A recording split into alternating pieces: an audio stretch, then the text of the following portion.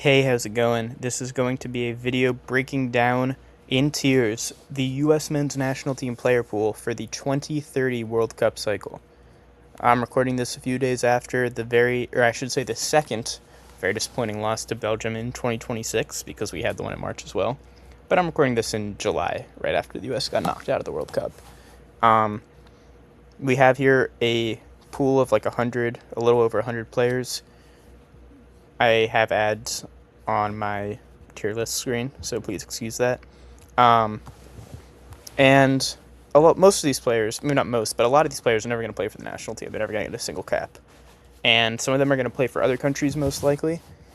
And some of them probably will be some of them definitely will be big contributors for the next World Cup and the next cycle. And you'd hope that it's some new guys who are maybe kind of exciting here. So we have a huge pool of guys here. We're going to be going into probably more detail about the less known ones. I'm kind of assuming that if you're watching this, you already know who Christian Pulisic is. You even already know who, say, Maximilian Arston or Patrick Adjemang are. So we're going to be going into more detail about some of the less known ones. There is a ton of players here, like I said, more than 100, but I couldn't get to everybody.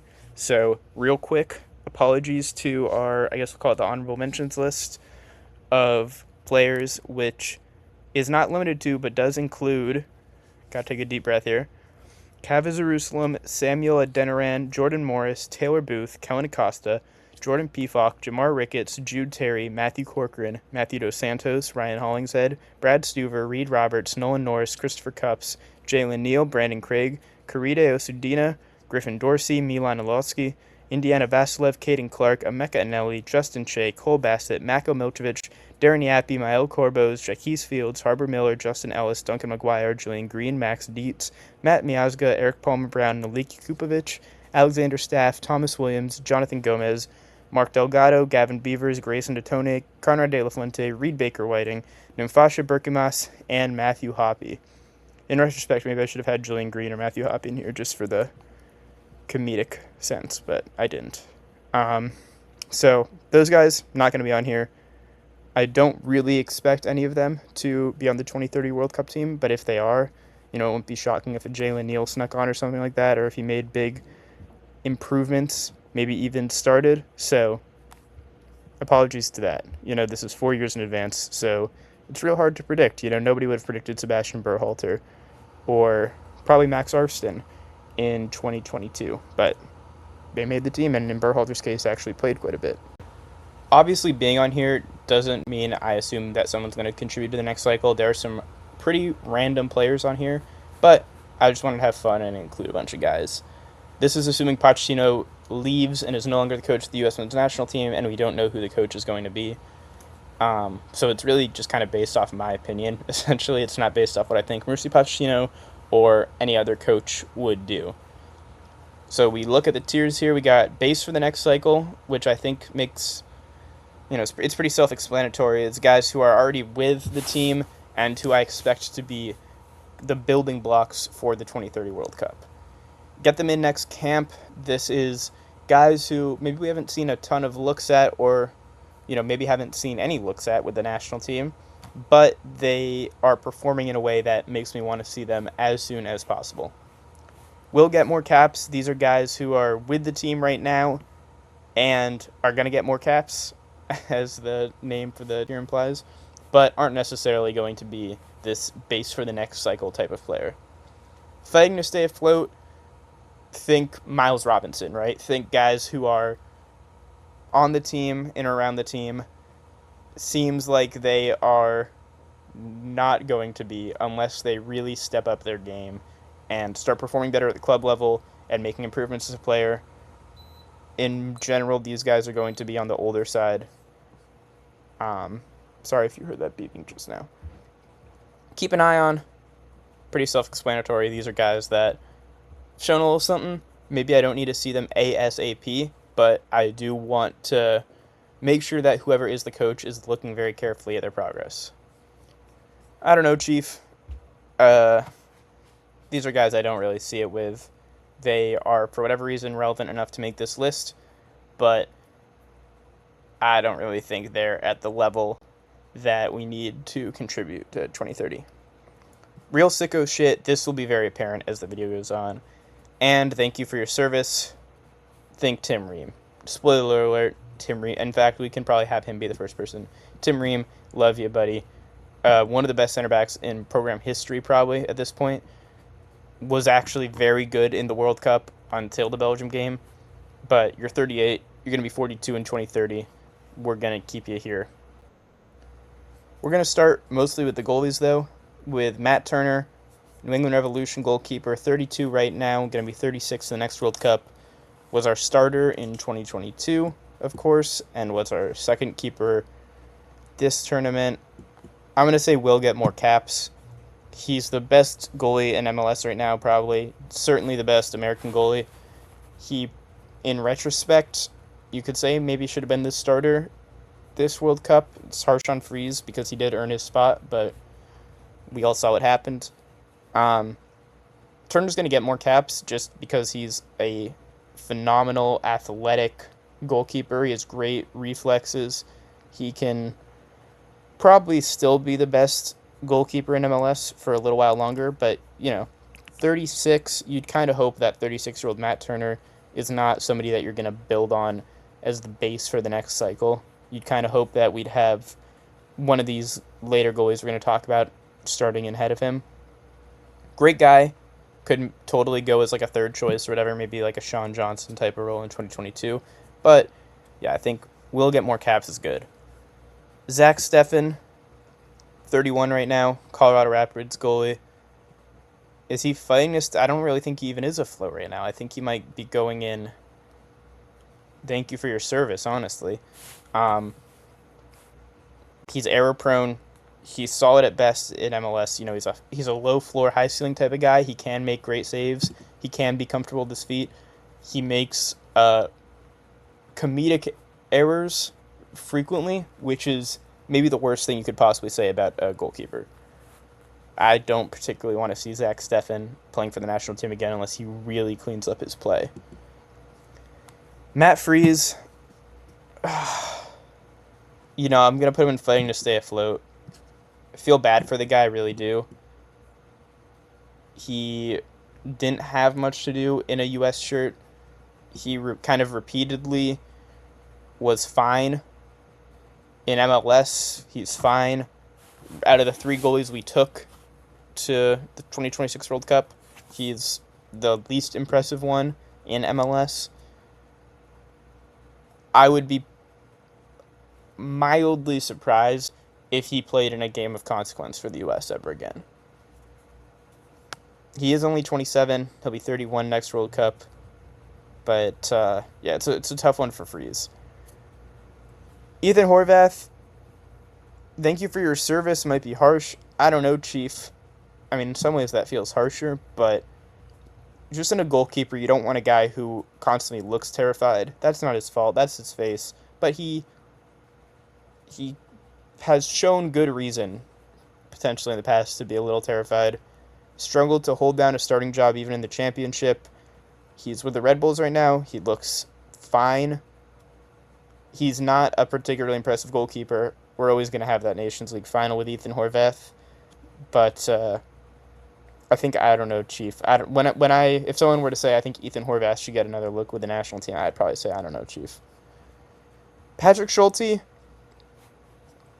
he will get more caps. He's probably fighting to stay afloat or keep an eye on. He's just another guy. We have a bunch of MLS goalies who are pretty good, and by pretty good I mean not actually that good, but they're perfectly solid starters in MLS, where we see that being a goalie in MLS is easier than being a goalie in a higher league. Not because the players are shooting softer or any kind of bullshit like that, but you're just tested in different ways. You don't have to come off your line as much. You don't have to make really fast, high-pressure decisions as much. And we've seen it with Turner. We've even seen it with Georgi Petrovic when he went to Bournemouth. Or Chelsea initially and then Bournemouth. There was a bit of a betting-in period. And he was, a Leo Messi level of does not belong in this league in terms of his quality when he was with the Revs. So Patrick Schulte, 25 with the Columbus Crew. He struggled a bit at times for Columbus. They do have one of the harsher fan bases in MLS, I would say, but I know some of their fans have wanted him to be dropped sometimes. I think fighting to stay afloat makes sense for Schulte. He's a perfectly solid goalkeeper. And speaking of perfectly solid goalkeepers, which is really how you would describe a lot of these guys, Chris Brady, he's only 22. Would expect him and Turner to, be kind of the locks for the next camp that they have. If they keep performing, he's a good MLS keeper. He's one of the best American MLS keepers. He's a big guy. He can use his feet pretty well. He's an impressive goalkeeper. I would say, he's not really get them in next camp. I don't need to see Chris Brady. He wasn't great in his one cap. He will get more caps to the national team, though, I think. Gago Slonina, we're going to say keep an eye on. He needs to get out of Chelsea. I'm a Chelsea fan. He needs to get the fuck out of Chelsea. And just figure out his career. He was okay on a terrible Belgian league team. Went to League 1 in England. Not League 1 in France. League 1 in England. And lost his starting spot. We know he has potential. We know he has a great athletic frame. He's been hyped for so long. At one point, he was the most hyped goalkeeper in the world in his age group. He just needs to figure out his career. And we'll be keeping an eye on him. Everyone's going to be keeping an eye on him because he's, like Chris Brady, only 22. He has pedigree. But you can't be Chelsea's third-choice goalkeeper, play 0 games in a season, and be on a national team. You just can't do it. You do that on, I don't know, in Thailand or something. You can't do that with the U.S. Shout out to Thailand. Jonathan Klinsmann, hope the guy's okay. Maybe he goes in real sicko shit. the Landon Donovan lore with him maybe pushes him into real sicko shit category. He's just interesting to think about. Obviously, Jurgen Klinsmann's son. He's 29 right now at Cesena in Serie B in Italy. He just had a really, really horrible injury, fracturing his neck, one of his upper vertebrae. I just hope the guy's doing good. And is healthy. If he can play professional soccer again at a good level, that seems like a pretty big deal for him, just after that injury he just sustained.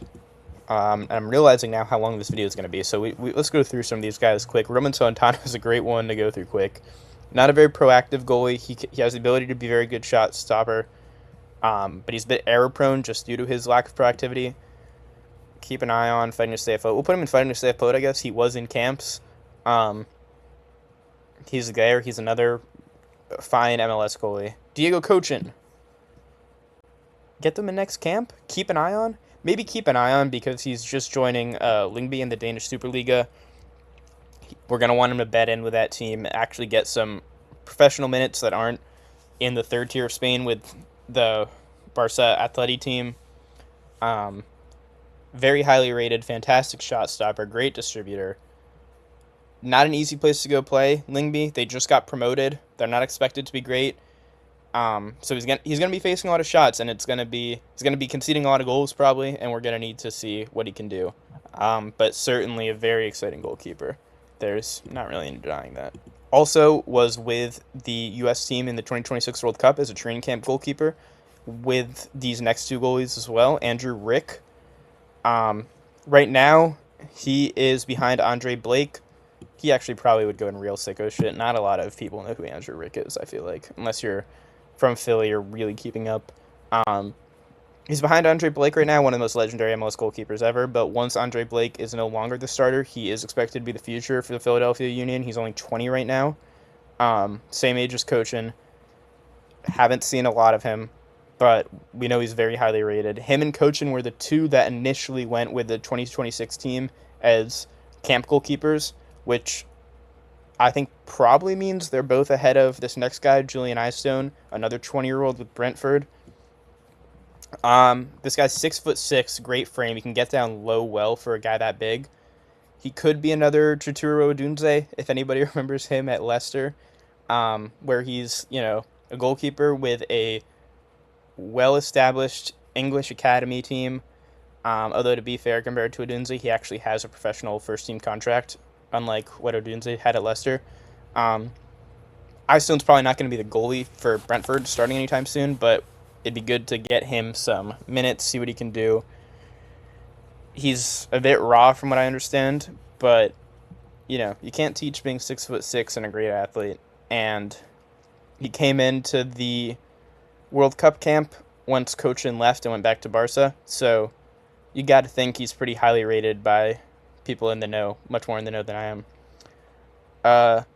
Two guys in MLS who are doing awesome right now, Brian Schwatke and Andrew Thomas. I would even maybe move Brian Schwatke up to, let's get them in the next camp, because he's only 24, pretty young for a goalkeeper, and he's one of the best goalkeepers in MLS. Strong shot stopper, solid passer. Andrew Thomas, he's older, 27, so we're just going to keep an eye on. Born in Russia, raised in England, American dad, Russian mom, kind of an interesting story. Similar to Schwatke, for both these guys, it's their first season in MLS as the first choice goalkeeper. Andrew Thomas with Seattle and Schwatke with Nashville.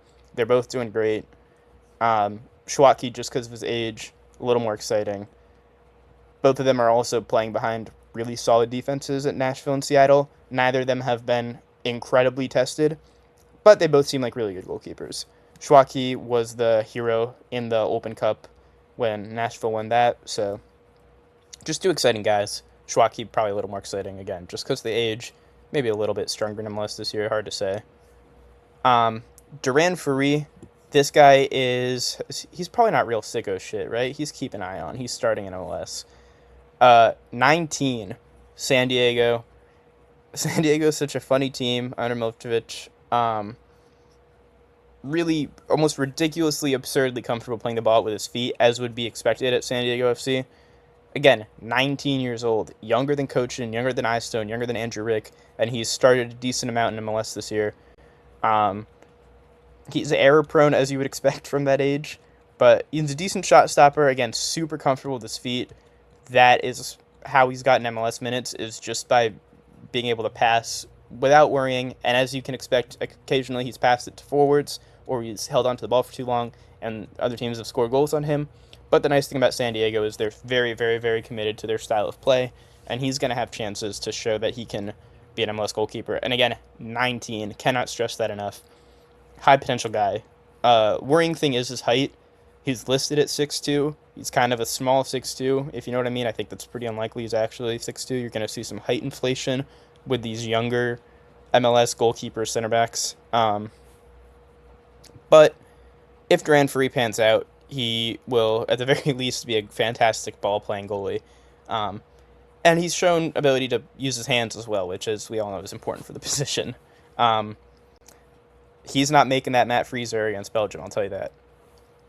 Drake Callender, whatever. Fighting to safe. He hasn't even really been in camps. Maybe, I don't know, Chief. He's a perfectly fine MLS goalie. High ceiling, low floor type of guy. He is a bit error-prone. Don't have much to say about Drake Callender. All right, next up we got two real sicko shit guys. That being Taishi Brandon Nozawa. Well, we'll just go him first. Taishi Brandon Nozawa, 23, plays for Royal Antwerp. One of the better goalkeepers in the Belgian Pro League. Just the first year over there. Japanese mom, American dad. Lived pretty much his whole life in Japan, and I think he was even born in Japan. People who are into world soccer, or even American soccer, will know that the current starter for Japan is Zion Suzuki, who is at Parma. Great goalkeeper, would have 100% been our starter in 2026, and I mean, potentially even 2022. Probably still would have been Turner then, but 2026 would have been fantastic to have. He's a great keeper. Taishi Brandon Nozawa also seems like a great keeper. He's been capped by the Japanese youth teams. It was kind of a disappointing season for Antwerp, but he played well. He would already be our best goalkeeper. 6'4", great athlete, can get up high, good one-on-one. Thing with Japan, they don't really allow dual nationality. Not even like just in sports, just in general. You kind of have to pick. My understanding is they don't police it super hard, but if you're someone of note, say a professional athlete, they will look into that. So he has to choose basically between playing for Japan and being Japanese officially or American. Most likely going to go with Japan. He I'm guessing feels more Japanese than he does American. He's lived in Japan, played for FC Tokyo, I believe, in the J1 League. His English is okay. He's got a strong accent. He's taken English lessons, so that's going to get better, especially now that he's in Europe. This honestly might be more for that he's taking English lessons than for any potential playing for the U.S. Not sure if he's made any statements on playing with the U.S. national team. Not that I know of. I don't have it in my notes here. But if he did decide to play for the U.S., he would be our best goalkeeper. We should be trying to recruit him pretty aggressively. And speaking of people who we should be trying to recruit aggressively, Leonard Prescott here, 16-year-old Bayern Munich goalkeeper, goes right into real sicko shit. He's real sicko shit. And he is a massive, massive, massive potential player. There's kind of 3 really high-level 2009 born players, but if you include Prescott, he's the 4th. He almost got minutes for Bayern Munich this year because they had such a goalkeeper injury crisis. But, even though he's like their 5th choice in their club to play a professional game, 5th choice at 16 at a club like Bayern Munich is still pretty crazy. He was born in New York, German youth international. If he pans out to be anywhere near as good as we think he will, pretty unlikely that he plays for the U.S. This definitely seems like a Germany is his first choice type of thing. Just tore his meniscus, unfortunately, so he'll be out for a little bit. But, yeah, Leonard Prescott, if he does end up playing for the U.S., he will probably be an even bigger goalkeeper prospect than Kochin. Slonina was super highly rated, but I think a lot of people had doubts about that. You could argue he's the highest potential American goalkeeper if you do indeed count him in our pool. That was our goalkeepers. Going into our center backs, we had Tim Ream done. Thank you for your service. Walker Zimmerman, who was a bit of a favorite of mine in the last cycle, unfortunately also going to be in thank you for your service. He's 33 now. He's at Toronto. Obviously a 2-time MLS Defender of the Year. Really a fantastic player in his prime. I think maybe got a little bit unfairly hated on for obviously the penalty in 2022 he gave away against Wales. But, it's one moment in what was overall a very solid tournament for him. And if he was playing in, like, the English Championship or something, which he was more than capable of playing in the English Championship in his prime and being a very, very good championship-level center back, I think he would have been more loved. I mean, he's not Aaron Long, is what I'm saying here. He can use the ball a little. This is in his prime. He's now 33. He'll be 37 by the next World Cup. You can tell he's slowed down. He's not as good as he used to be. In his prime, he genuinely world-class aerial ability. Do you remember that game against Iran in 2022 where he just got subbed on for the last, 10, 15 minutes, basically just cleared everything out of the air? That's just, your aerial ability, your jumping ability is something that's going to go away as you age, naturally. Maybe even more so than speed or certainly physical strength. So, shout out to Walker Zimmerman. Love Thor. But, yeah, he's going in. Thank you for your service. And Miles Robinson, I think didn't I earlier say fighting to stay afloat is the Miles Robinson tier? It is the Miles Robinson tier. Feel really bad for him that he tore his Achilles in 2022. He probably would have been a starter that World Cup. Of course, him being out was probably a big reason why Tim Ream came in. So I don't know if it was necessarily a negative for the team. But he really was fantastic. Scored the winning goal in that Gold Cup final. Just a great athlete. He's still a great athlete. Very fast, very good in the air. Can cover ground really well. He has not really been quite as good since he had that torn Achilles. He's at Cincinnati now. He's 29, 33 in the next World Cup. It wouldn't be crazy or anything if he was able to make that team, but I think we would have to see a step up because he is trending a bit downward right now. Chris Richards, base for the next cycle. Probably if it was up to me, he's our captain for the next World Cup. He's not our best player, but he is so far ahead of any of our other center backs, so he's probably our most important player.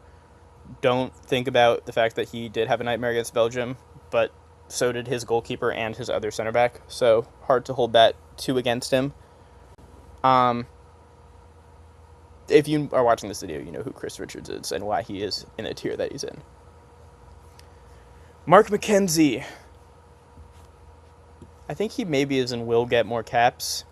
Is that too nice? Should he be in fighting to stay afloat? He's 27. You know, he's 2 years younger than Robinson, a year older than Richards. He's at Toulouse in Ligue 1. He can pass the ball okay, can play it with both feet pretty well.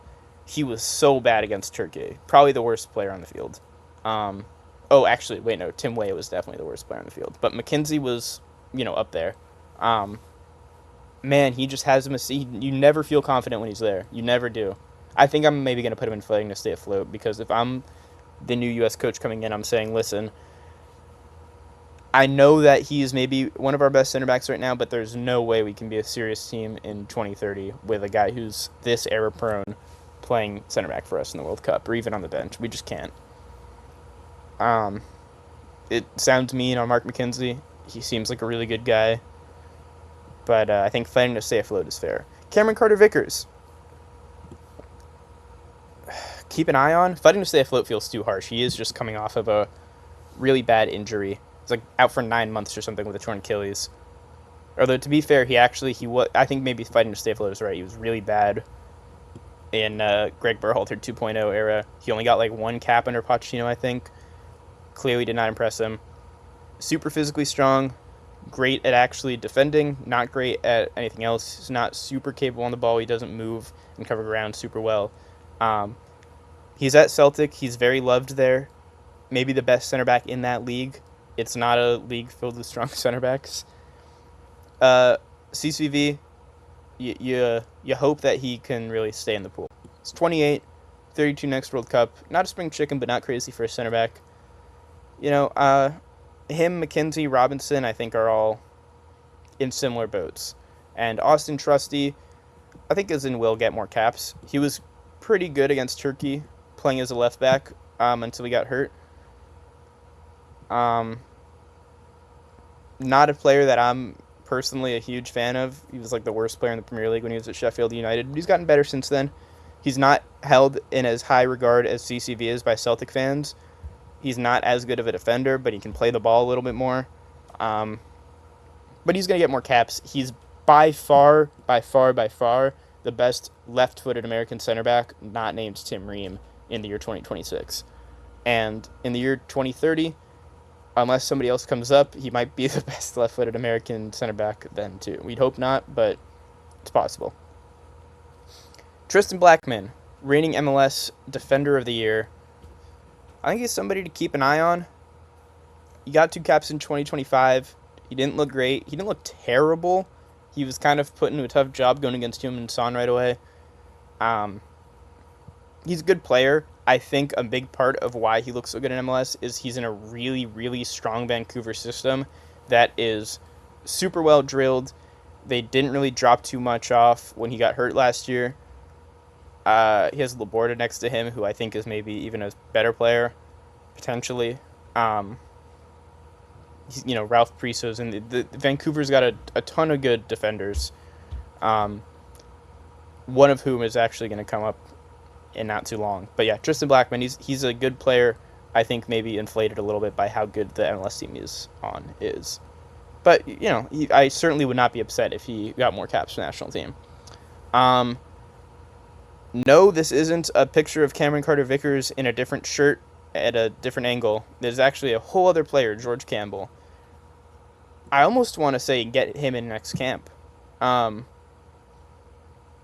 He is a perfectly solid MLS center back. Nothing crazy. And you know what? Brian Schwake might be a little too high. I think we're going to put Brian Schwake and keep an eye on, by the way, now that I'm just looking at this. Anyway, George Campbell, get him in the next camp. He's maybe West Brom's best player this season. He had to play a little bit of right back for them when he first came in. He's not as good of a right back as he's a center back. He's fast for center back, but he isn't really a great defender in space, not the most agile. He's not really a really good fullback, but he's a really good championship center back, I think. He loves to defend. He loves blocking shots, organizing play, all that. He can score goals off set pieces. Um, West Brom weren't great this year. They pretty narrowly avoided relegation, but he was one of the best players. He's a big reason why they avoided relegation. He's expected to be one of the best players next season. He can score goals off set pieces. Um, Scored actually a really nice long range shot for West Brom last year, or this year. Not a super polished player, but I would like to see, just with the level of center back that we have right now, I don't see any reason why he shouldn't be in the next camp, along with, it's him, Richards, and Noki Banks who are really the three that I'm like, let's get him in the next camp. And Richards, obviously, we already know a lot about. He had one cap under Poch. He was fine. He didn't really stand out too much, but he was fine. Sean Sawatsky, captain of Columbus Crew, he already has a cap under Greg Berhalter in a friendly. Very comfortable as a center back or a holding midfielder, even as like more of an all-around center mid, which is I think where he came up, like in college and stuff. He was more of an 8. Very comfortable with the ball for a center back as a result of that. He's a real dog. He's played goalkeeper. He's played through a punctured lung before for Columbus. In a kind of a tragicomic way, got called up 3 times by Pochettino and had to withdraw due to injury all 3 times. Real tough break. I'd like to see him get a look just because I feel bad for him for that. And I think he is an interesting player with his ball-playing ability out of center back, with his ability to play 2 or even maybe 3 positions. Probably not at an international level. You don't really want him in as a center mid, but could certainly play, or at least has the ability to play as like a 6 or a center back in, CONCACAF World Cup qualifying, absolutely. Noki Banks, if he is not in the next camp, I will be pissed. He is maybe even a base for the next cycle kind of guy. I'm actually going to move him up 1, I think, because it'd just be ridiculous if he's not there. He's 19 years old, Augsburg player, started and got a decent amount of minutes in the Bundesliga. He is not a very good Bundesliga level defender. A little bit unclear. It seems like he wasn't just super ready to commit to the U.S. for the last World Cup. It seems like he is now, probably. He's not really. It'd be pretty surprising if he became good enough to be a German national team level center back. I don't think Noki's like, he's not a Pau Kubarsi, but he is the best American prospect at center back ever. Pretty comfortably, just really high level potential for an American center back. Really good distribution. He can dribble the ball too. He can move with the ball and progress it that way. Inventive with the ball for a center back. He's got good size. He's a competent enough athlete. Again, not a very good defender for a level like the Bundesliga yet, but he's 19 years old and he's so comfortable playing out of the back, and he's trusted enough on defense that he's played a lot for Augsburg. He also did visibly improve in his defending as the season went on, to the point where next season I'm hoping he can really start pretty much every game for Augsburg and be a competent Bundesliga level defender.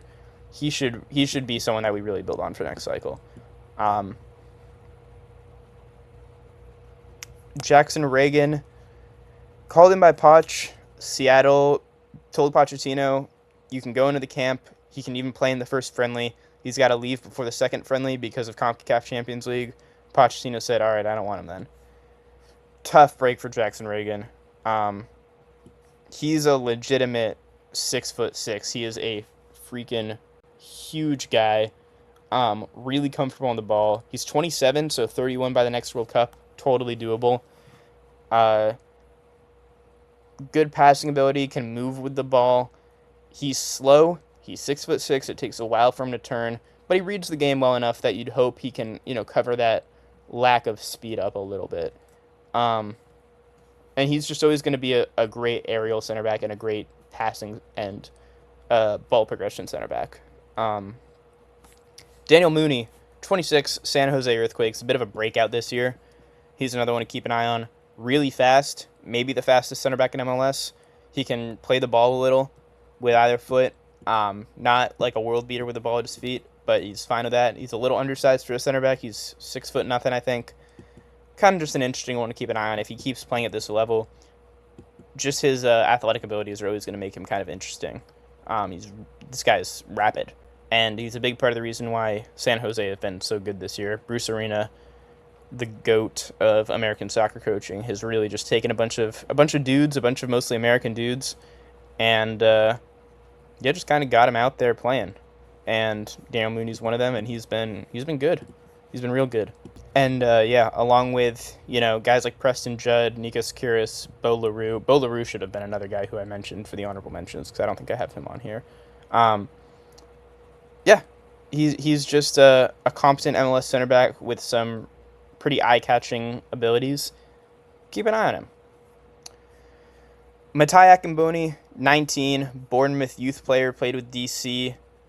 He might even be in the real sicko shit category. He made his MLS debut at like 14 or something crazy like that. He was a huge 14-year-old. He's coming off of an injury that had him out for, well over 200 days. Been on the Bournemouth senior teams, benched a decent amount, hasn't debuted yet. Would love to see him get a loan move to maybe League One, but I'd like to see him get a loan move to the Championship. I feel like you play in MLS at 14. You'd think you'd be good enough to play in the Championship at 19. He's strong.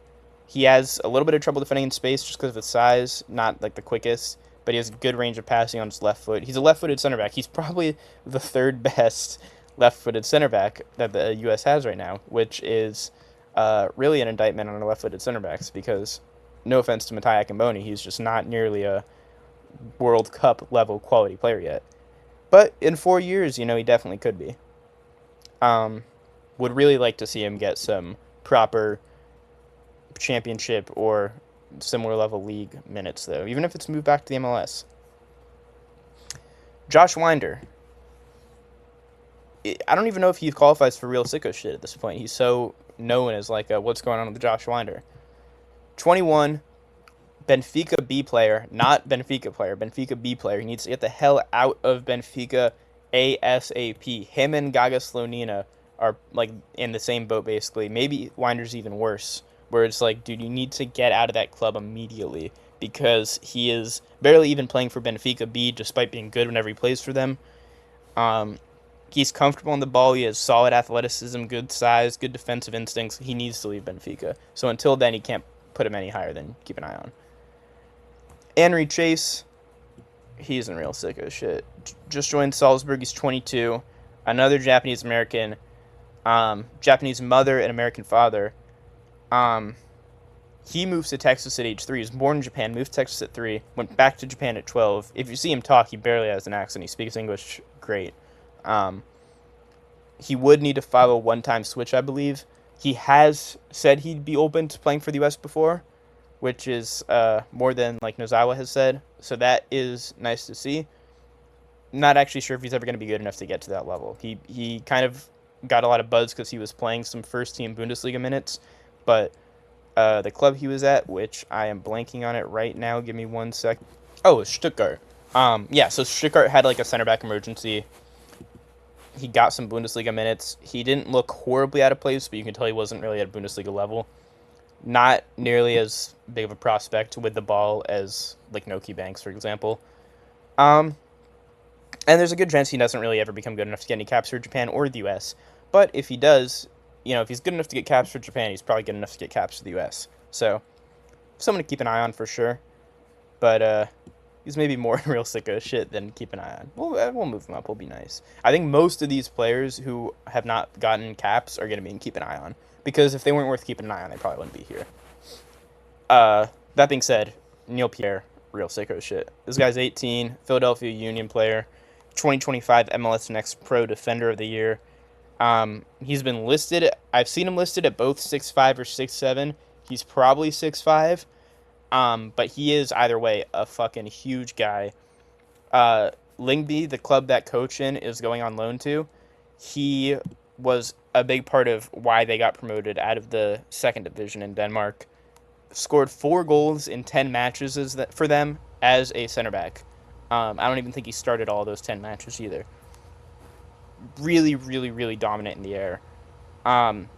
Good ground tackler. He's a decent passer. Really no reason why he shouldn't be playing some MLS minutes for the Philadelphia Union pretty soon. Just a big prospect. Jedi Robinson, I think fair to say put him in the base for the next cycle. He's 28. Um, I mean, you could put him in.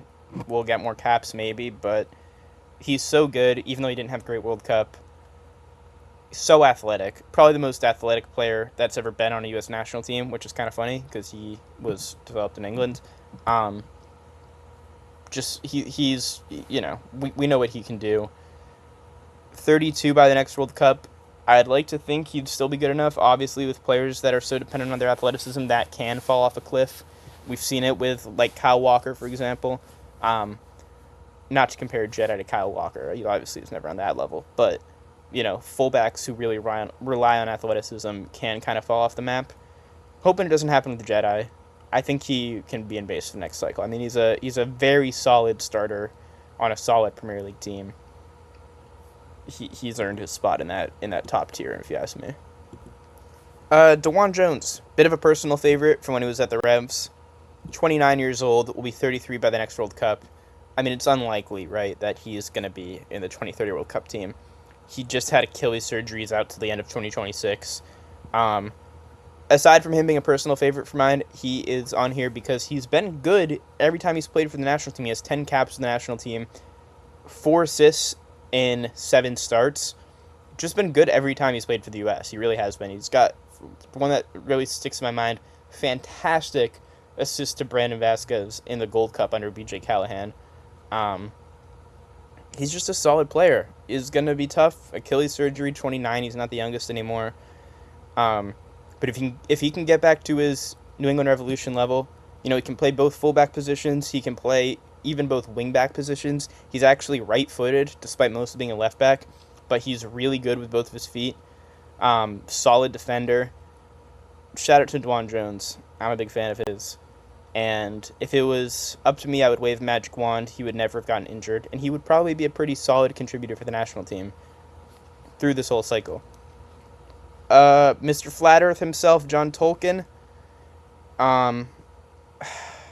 He might be an I don't know chief, not just because he's a crazy person. He's 23. We'll put him in. Keep an eye on. He's got potential. He's one of Holstein Kiel's better players, but they are a pretty middling 2 Bundesliga team. They're a worse team than any team in MLS. Even like the Philadelphia Union and Montreal, they're worse than Sporting Kansas City. He is one of their better players. He was one of the better players in the Red Bulls when he was there, and he's one of the better players on Holstein Kiel. He takes a lot of their set pieces, does a lot of their ball progression, but they're a really bad team, is the counterpoint to that. He hurt his MCL before the World Cup. He wouldn't have made it anyway. Luckily, didn't need surgery. He's a good attacking player. Okay defender. He's a competent defender. Not an attacking player to like a Max Arfston level, or certainly to an Anthony Robinson level. But he can cross the ball okay. He can take a good set piece. He's in the pool. Maybe he's even fighting to stay afloat. Honestly, it's just when you move from MLS to a Bundesliga team, and then the Bundesliga team becomes a pretty mediocre second Bundesliga team. It's not great. He should probably try to find his way back to MLS or a higher standard than he's playing at right now. Because he's used a lot of his development playing not very high level soccer. Christopher Lund, he's 24, Palermo. He was just on loan at Cologne when they went to Serie B, so someone that maybe Tolkien could look at. Oh, your team got relegated? And go to play at a higher level if you can. He's really fast, doesn't offer a ton besides being a good athlete and a really smiley, happy seaman, nice seaman guy. Shout out to Watkey on his video about how Chris Lund's a great teammate. Regular starter for Cologne in the Bundesliga last year. They didn't exercise their option to buy him. Keep an eye on. I don't know. Maybe I don't know, Chief. Honestly, he's really fast. I don't see much in him other than being really fast.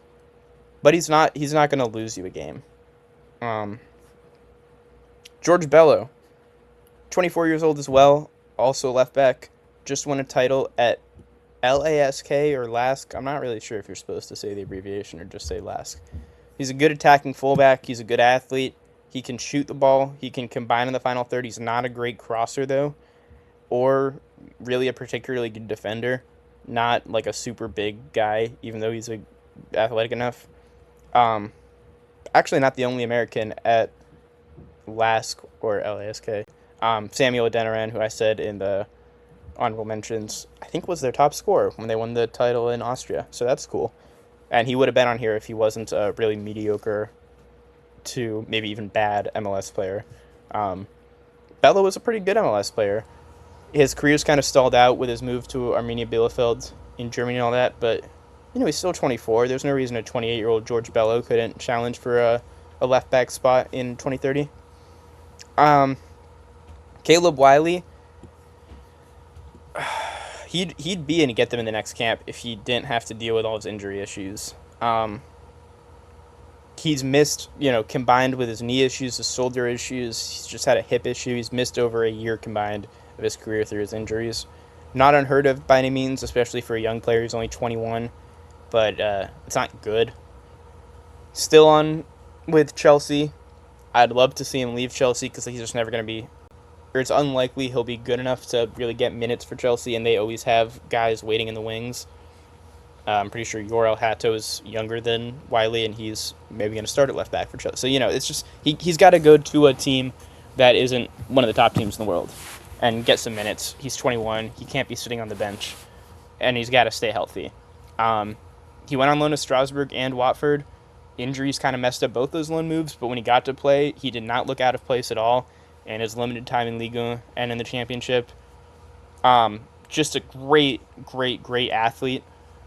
He was able to play as a winger very comfortably in MLS because he's so athletic. It's another issue with all these injuries is you worry maybe that can kind of hurt his athleticism. And he's a good defender just by nature of being so athletic, kind of similar to Jedi. He's not useless on the ball either. He's not like a Chris Lund where it's really just the speed. He's fast, he's strong, but he can also play the ball a little bit. Maybe get them in next camp.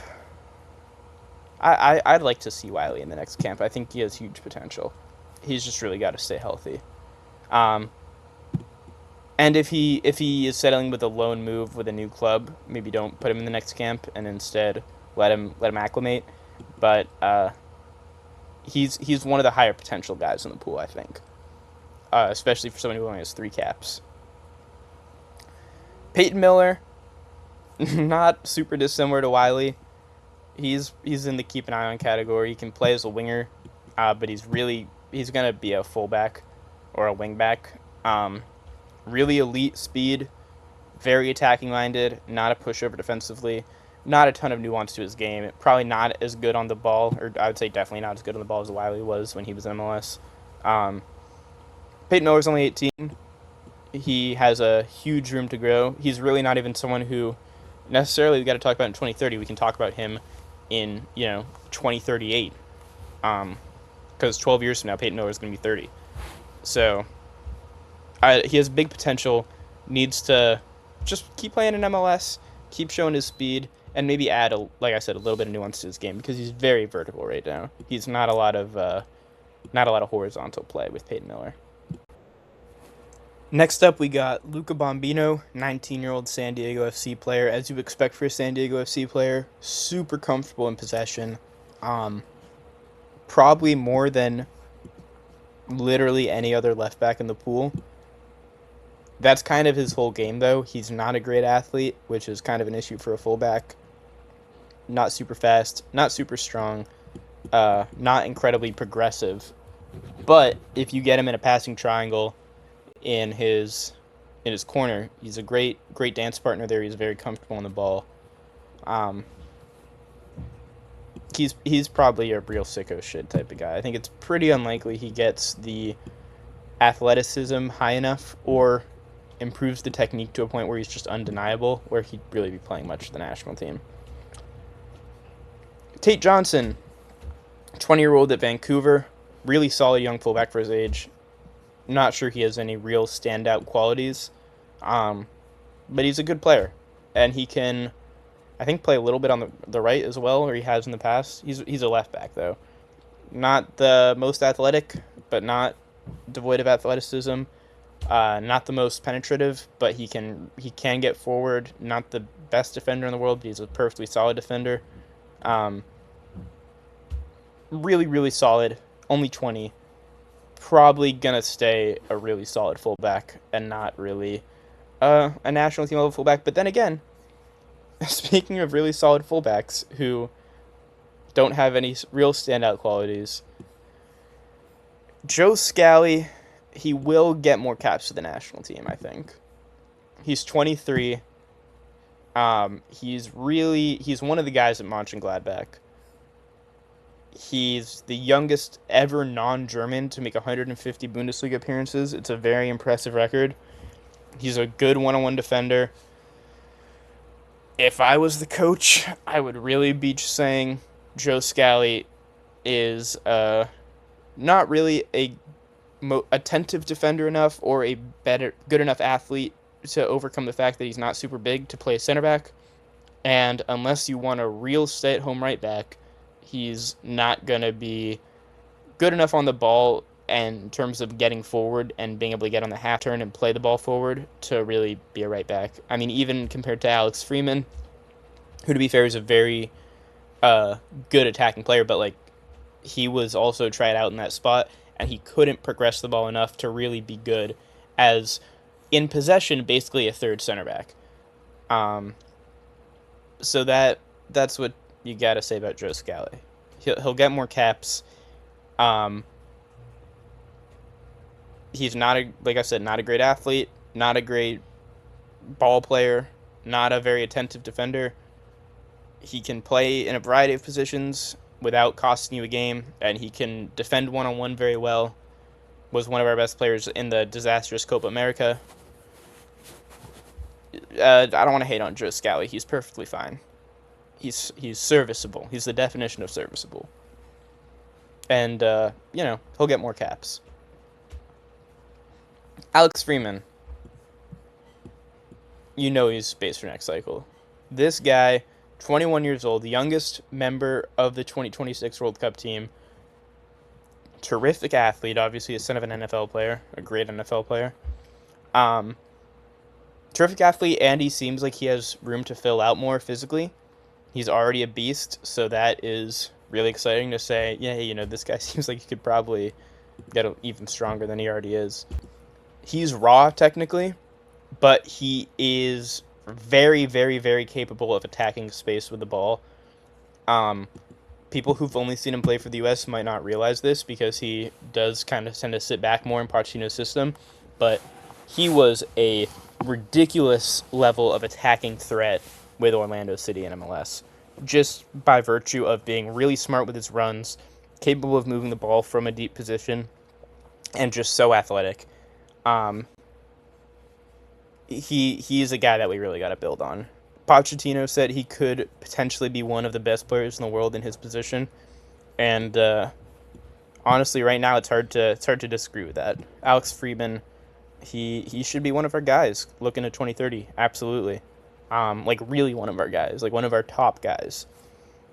Brian Reynolds, he's 25, plays for Westerlo in the Belgian league. He's got 7 caps, 1 goal in that fun Gold Cup we had under BJ Callahan, I believe.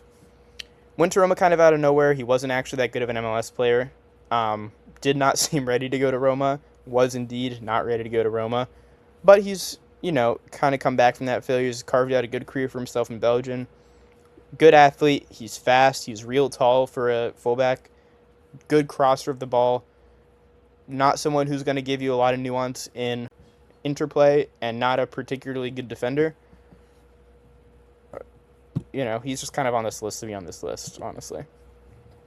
And the same can be said for Nathan Harriel, who is only on here because he was in the Gold Cup squad.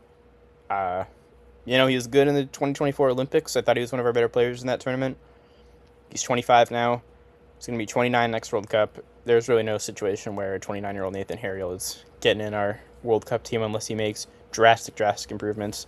He's a good MLS player. He can play cross pretty much any position in the back four. But, we saw what happens when he plays against Switzerland, Turkey, maybe both, when he got his first caps, and just, he's not really at this level. If he was on the Gold Cup team, he would not have been one of these guys here. And that's saying a lot when you see, Brian Reynolds and some of the other guys who are on this Yeah. Marlon Fossey, worth keeping an eye on. I don't know, Chief. Real sick. Are you really going any of these tiers? Um, I mean, I think he's better than Brian Reynolds. He's more of a soccer player than Brian Reynolds. Not as good of an athlete. Not as exciting going forward. Um, he looked okay in his caps to the national team. He really did. And he looks like one of our better players in pretty disappointing appearances he had. Not he had, but they were disappointing games for the national team, and he looks like one of our better players in those. But he's 27 now. I mean, he's playing in the Belgian league with Standard Liège. It's not an incredibly high level. Solid one-on-one defender. You know, he's not Joe Scally going forward. He adds something, but he's not like exciting going forward. Joe Scally really getting a lot of hate right now. I mean, he's not as good of a player as Joe Scally, but he can contribute in ways that Scally can't. He's not as dependable as Scally. Scally's dependable. I don't want to be too mean to our boy Joe. But if it was up to me, he would probably be down. Marlon Fossey, perfectly good player. Probably not going to play too much of the national team in the future. I mean, looking at some of these fullbacks that he's with, he's way better than Harriel. He's better than Reynolds. He's probably better than Bello and Lund. He probably deserves to get pushed up a tier. Frankie Westfield. I might even put him and get him in the next. I mean, how many guys can we get in the next camp, right? He's probably a keep an eye on guy, realistically, but he is a fun guy. He just doesn't have as high of a potential as like a Caleb Lively. And I mean, George Campbell's in this tier, but that's just because we desperately need center backs. Frankie Westfield's 20 years old, Philly Union player. Obviously, being a Philly Union player, great engine. He can play both sides, right back or left back. He's a very good crosser of the ball. He's gritty. He's scrappy. He can come inside with the ball and dribble and get into the interplay, or we can go down the wing all right. He's not a super high upside guy, but he is someone I am confident will get capped by the national team at some point, even with the disappearance of January camps, which you cannot say that about everyone on here. There are some guys on here who are very sad that January camps are no longer a thing. Luca Bombino, for example. All right, Tim Weah. This is kind of an interesting one. These next 7 guys, you could say, are kind of maybe wingbacks. They're kind of maybe slightly positionless. Starting off with Weah, 26-year-old at Marseille. Marseille, I think, had an obligation to buy him from Juventus, so it was never really a question that he was going to end up there for a while. Hopefully, is never played as a left winger ever again. I think Pochettino did a perfectly fine job with the national team. The dominant eye bullshit, whatever, was absolutely ridiculous. Weah looked okay at left wing against Jamaica for one game. His skill set does not in any way pertain to him being a left winger. I know he said he likes being on the left because he can go inside and cut in. He is a good striker of the ball. He should not be playing on the left. He doesn't really have any ability to beat his man one-on-one. A lot of his ability comes from receiving the ball on his back foot, which is his right foot when he's playing the right side, and using his pretty decent athleticism to just get up and down the field. He's a good first-time cross, just good technique with his ball striking. He should never be playing left wing ever again. That was maybe the worst performance I've ever seen in a U.S. national team shirt against Turkey. And there's no reason to think he would be good in that position, so it's really more on Pochettino than him. I just kind of listed everything you need to know about him, and if you're watching this, you probably know about Tim Weah. You know what he can do. You know how he is limited. He'll get more caps. I don't think he is a guy to build on as a base for the next cycle. He's not as explosive of an athlete as he would need to be to overcome his deficiencies with the ball to get into that group. Maybe a little underrated as an athlete in some ways. Like, I think it was against Senegal. He had maybe against Paraguay. I don't know, one of those games. He had a great moment where he really got up there, showed off his physical strength and his leaping ability. That is a factor that is, advantageous. You don't see it in a lot of wingers. But he's not super fast. He's fast, but he's not super fast. He can shoot the ball well. He can cross the ball well. He's not a guy who we want to have as the base for the next cycle, though. Serginho Dest, I think, will get more caps or base for the next cycle. I think he will get more caps. He certainly could be a base for the next cycle. It really just depends on how the next coach would want to play, because he is a weird player. Obviously played as a winger under Poch. He's really outside back. He's an outside back who can't defend that well, whose biggest strength is his 1v1 ability, dribbling, but he's not like a crazy good athlete where he can really create separation. Just a weird player. He's a really good player in the right situation. Was horrible against Belgium, but a lot of people were. He's only 25. He'll be 29 next World Cup. I think he'll probably be, you could very easily put him in this tier, but I'm going to keep him here for right now. Max Arfston, obviously of the Columbus Crew. I'm trying to decide if he is in will get more caps or fighting to stay afloat. I think he's very clearly kind of in between these two. He's 25, definitely still young enough to be there in the next cycle. You gotta think he'll be in Europe soon with all of the buzz about that, and I think that's gonna make me keep him and will get more caps. Because if he's playing well in a European league, he certainly will. And I mean, he has the tools, incredibly two-footed. Again, like DeJuan Jones, he's a right-footed guy who's mostly known for playing on the left as like a defender and using the line to his advantage. So, he can use both feet well. He can strike the ball with both feet well. His little quick step over and cross that we've seen so much, that's going to work against any defender in the world. He can get Nuno Mendes with that, or Marc Cucurella. And if you're asking why I'm bringing up left backs, it's because this season in MLS he's mostly been playing as a right winger, despite being as a left back with the national team. He's not actually a good defender. You know that if you're watching this video. Again, mostly played right wing this year in MLS. He was initially a striker in MLS Next Pro, and he wasn't that good as a striker, so he became a winger. And then under Wilfried Nancy with the Crew, he became a super attacking left wing back, who Mauricio Pochettino then used at times as a left back and a back four. So shout out to Arfston for his versatility, and for grinding. 4 years ago, you would not have been like, oh, he's going to be on the World Cup team as a left back. You'd have sounded insane because he was playing center forward, and he wasn't really all that good. But he does have those tools. Very two-footed, very good 1v1 player in going forward. Not a very good 1v1 player attacking. I think he'll get more caps, especially if he goes to Europe, which he's got to at this point. He's got to... There's been so much buzz about him going to, some European league, whether it's Championship or Ligue 1 or whatever. Arsenal will get more caps.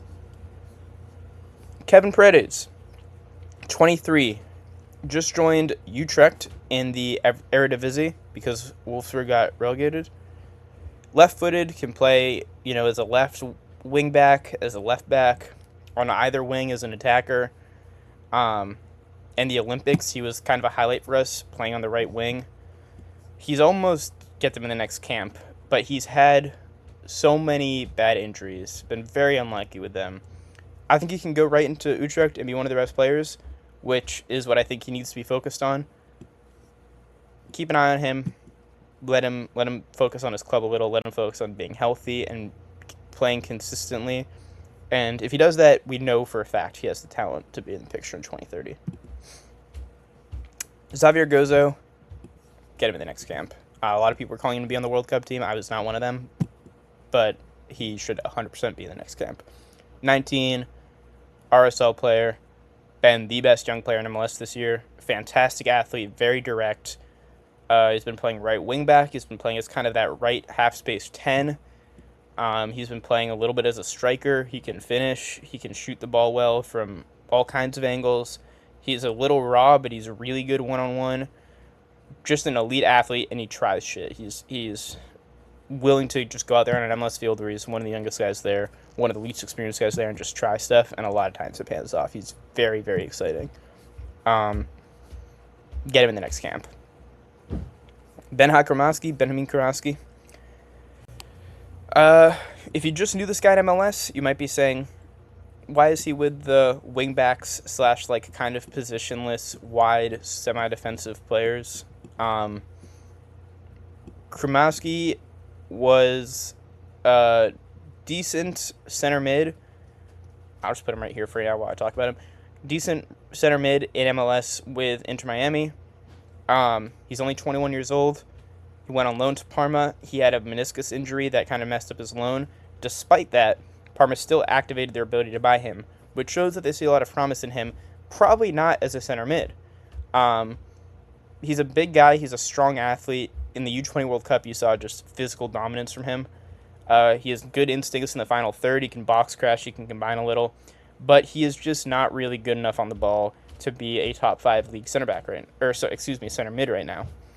But that is why Parma tried him out at right wing back a little. After he could barely break into the team at center mid, he looked legitimately really good there playing in Serie A as a right wing back. He was getting minutes, but then like pretty much right away since he made that switch got hurt with that meniscus injury. His future, I really think, would be in that role. He's not good enough on the ball and in traffic to be a high-level center mid, I don't think. I do think he can be a high-level right wing back, or even probably more likely than being a center mid still would be a right back and a back four. I think if I had to guess between being a right back and a back four is his future and being a center mid, I'd probably say right back and a back four. But that right wing back role at Parma, he really did look good. I want to be optimistic and say he'll get more caps. I think I'm going to put him and keep an eye on.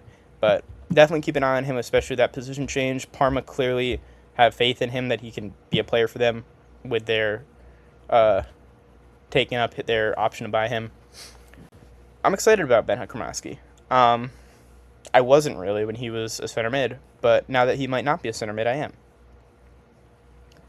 Montreal Colbreth. Real sicko shit, because I don't think a lot of Americans really know about him. 18 years old. He's been starting a lot of games near the end of the Bundesliga season for Bayer Leverkusen. He's probably good enough to be on the World Cup team right now. The issue is he is probably going to play for Germany. It seems like it might be a bit of a Nene Brown situation where he is showing a lot of promise and he will play for Germany if he can. And he's only 18, and it seems pretty likely he'll get some German caps. Really athletic, good on the ball. He was initially like a right winger or even a striker, but he, like I said, ended up actually starting a good amount toward the end of the season. It was kind of a right wing back role for Leverkusen. He did play 3 games for the US U16s in 2022, but he's played a lot more for the German youth teams. He's probably going to end up playing for Germany. But if he does end up going with the US and also pans out like it seems like he might, that would be pretty awesome. He could be one of our best players. If we can, we should get him in the next camp, 100%. But I think that's unlikely. Tyler Adams, he's 27 now, will be 31 by the next World Cup. He's another one where I'm kind of debating between will get more caps or base the next cycle. He's such a good leader. I think I'm putting him in base for the next cycle. Very limited in ball progression, although we honestly saw like the best ball progression I think he's ever shown in this World Cup. That little flick against Bosnia was awesome. I think he was overall really good in the World Cup.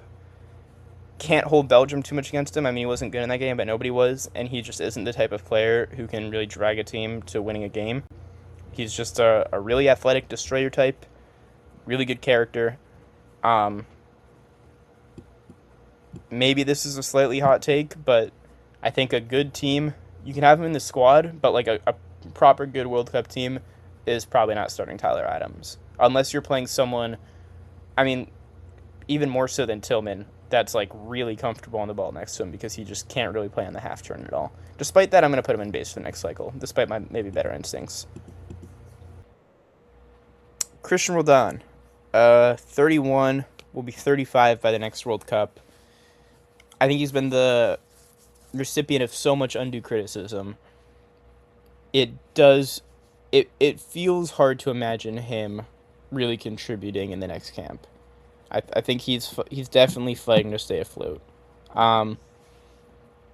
he got so much criticism for being, purely a vibes guy under Berhalter. He was mostly a wide midfielder then. I mean, he was like the best player in the CONCACAF Champions League. He was a wide midfielder when Seattle won it, but he wasn't really a World Cup level wide midfielder. Now that he's a six, I think he is a World Cup level six. It's unfortunate that he was hurt pretty much the whole tournament. Um, Now the dude's been in 2 World Cup squads and played 0 World Cup minutes. So why not? I'd love it if he made another one if he managed to stay good enough to. I do think he's a very good six. He's a lights out in the Club World Cup. He played PSG, Botafogo, Atleti, 3 really good teams. Looked like he belonged. I mean, he looked like he belonged with the PSG midfield when they played them. He was not out of place there. He can control the game. He's got a great motor. He's fast. Fantastic leader.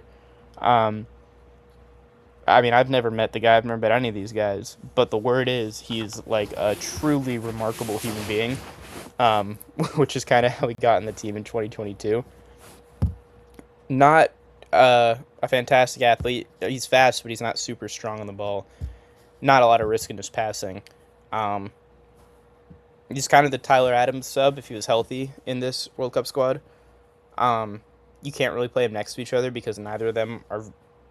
Like, if you put those two guys together, you're getting no forward passing out of your pivot, basically, your double pivot. Um, I think it's very unlikely Roldan makes another World Cup team. But I'd love to see it. I'd love to see him stay at the level he's at right now, because I do think the level he's at right now is a World Cup 6 level player. He was not a World Cup level outside mid under Berhalter, but he really is a lot better in the center of the park. And perfect player, according to Pochettino, who knows more about soccer than any of us. So there you go. Johnny Cardoso, I think he's got to be part of the base for the next cycle. Maybe that's too much. I mean, if Noki Banks is here, I think Cardoso can be too. He's only 24. He has not really been very good for the national team. He's made pretty frequent errors. But he did show signs of starting to put it together.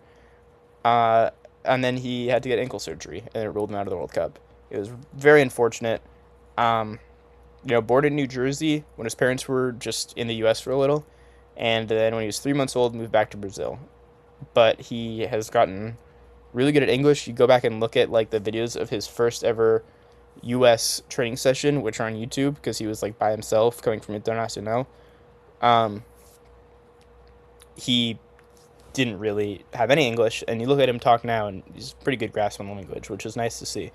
And in terms of technical ability, I mean, he would have been a massive improvement to have in our squad in 2026, I think. Or at least an improvement, certainly. Maybe not massive.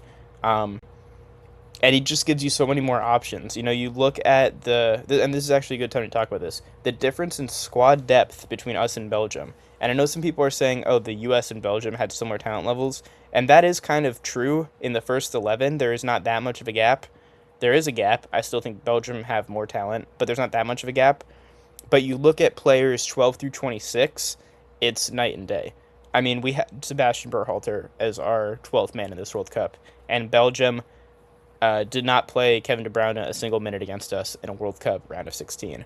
Or Diego Moreira, or Thomas Meunier, or Fernandes Pardo. I mean, Zeno de Bast, they have good play. If the U.S. had an 8-goal, 5-assist guy in French Ligue 1, he would not be just camping on the bench for most of a World Cup. So, guys like Johnny Cardoso that are right on the edge of being good enough to start and they just give you more options, they could easily start at a World Cup level, and you can change the way you play, like how Belgium kind of changed the way they played for going against us. That's just so helpful. And Cardoso's only 24, will be 28 by the next World Cup. In theory, he should be in his prime. He broke out real early. He's younger than Sebastian Berhalter by a year, which is kind of... it feels odd saying that because he broke out so much faster than Berhalter did, just using Berhalter as an example. You'd really hope that Cardoso doesn't keep just fucking up every time he plays for the U.S., because that's really the only thing standing in between him and being a really key player for us. I mean, he's a starter at Atletico Madrid. He is definitely good enough to play substantial minutes for us, if not start. Yeah, that's, people talk about the U.S. underperforming. They don't think about guys 11 through 26. So guys like Johnny who can really improve our, or excuse me, 12 through 26. Guys like Johnny can really improve our 12 through 26 spots, and maybe even start. That's going to be huge. So I think I do like him there as this base for the next cycle category. Gianluca Busio, also 24, also broke out really early. I think he'll get more caps. He's the captain of Venezia, who just got promoted back into Serie A. I think they won Serie B. Good technician, comfortable striking the ball with both feet, very comfortable. He can take really good set pieces. Just overall, one of the best players in Serie B last season. There is kind of a cap to him because of his athleticism.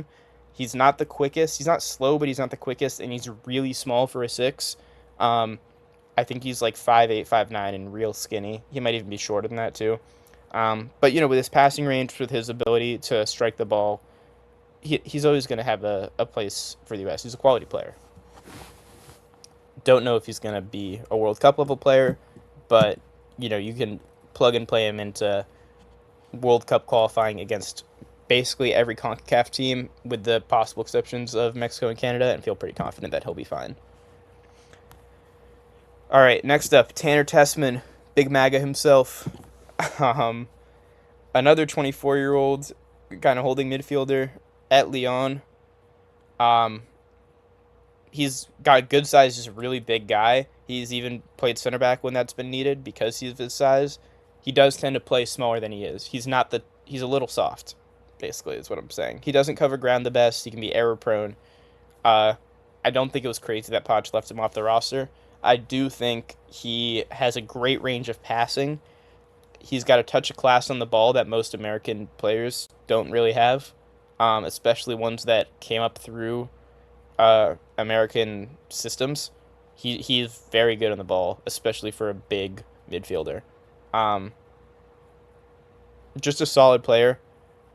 I'd like to see more from him defensively. He is a defensive midfielder. He is a big defensive midfielder, and you'd really hope he can work on, if not his ground coverage, at least getting into some tackles a little more aggressively. But Tanner Tessman's always going to get caps for the national team, and I think he is in with a very good chance of being a key player for us if he keeps improving. Continuing our streak of 24-year-old holding midfielders, Aidan Morris here of Middlesbrough. Coming out of Wilfred Nancy's Columbus Crew system, obviously. Just got a ton of touches the ball with Middlesbrough this year. He's next to Hackney, who's probably the best overall player in the championship, so that certainly made his job easier.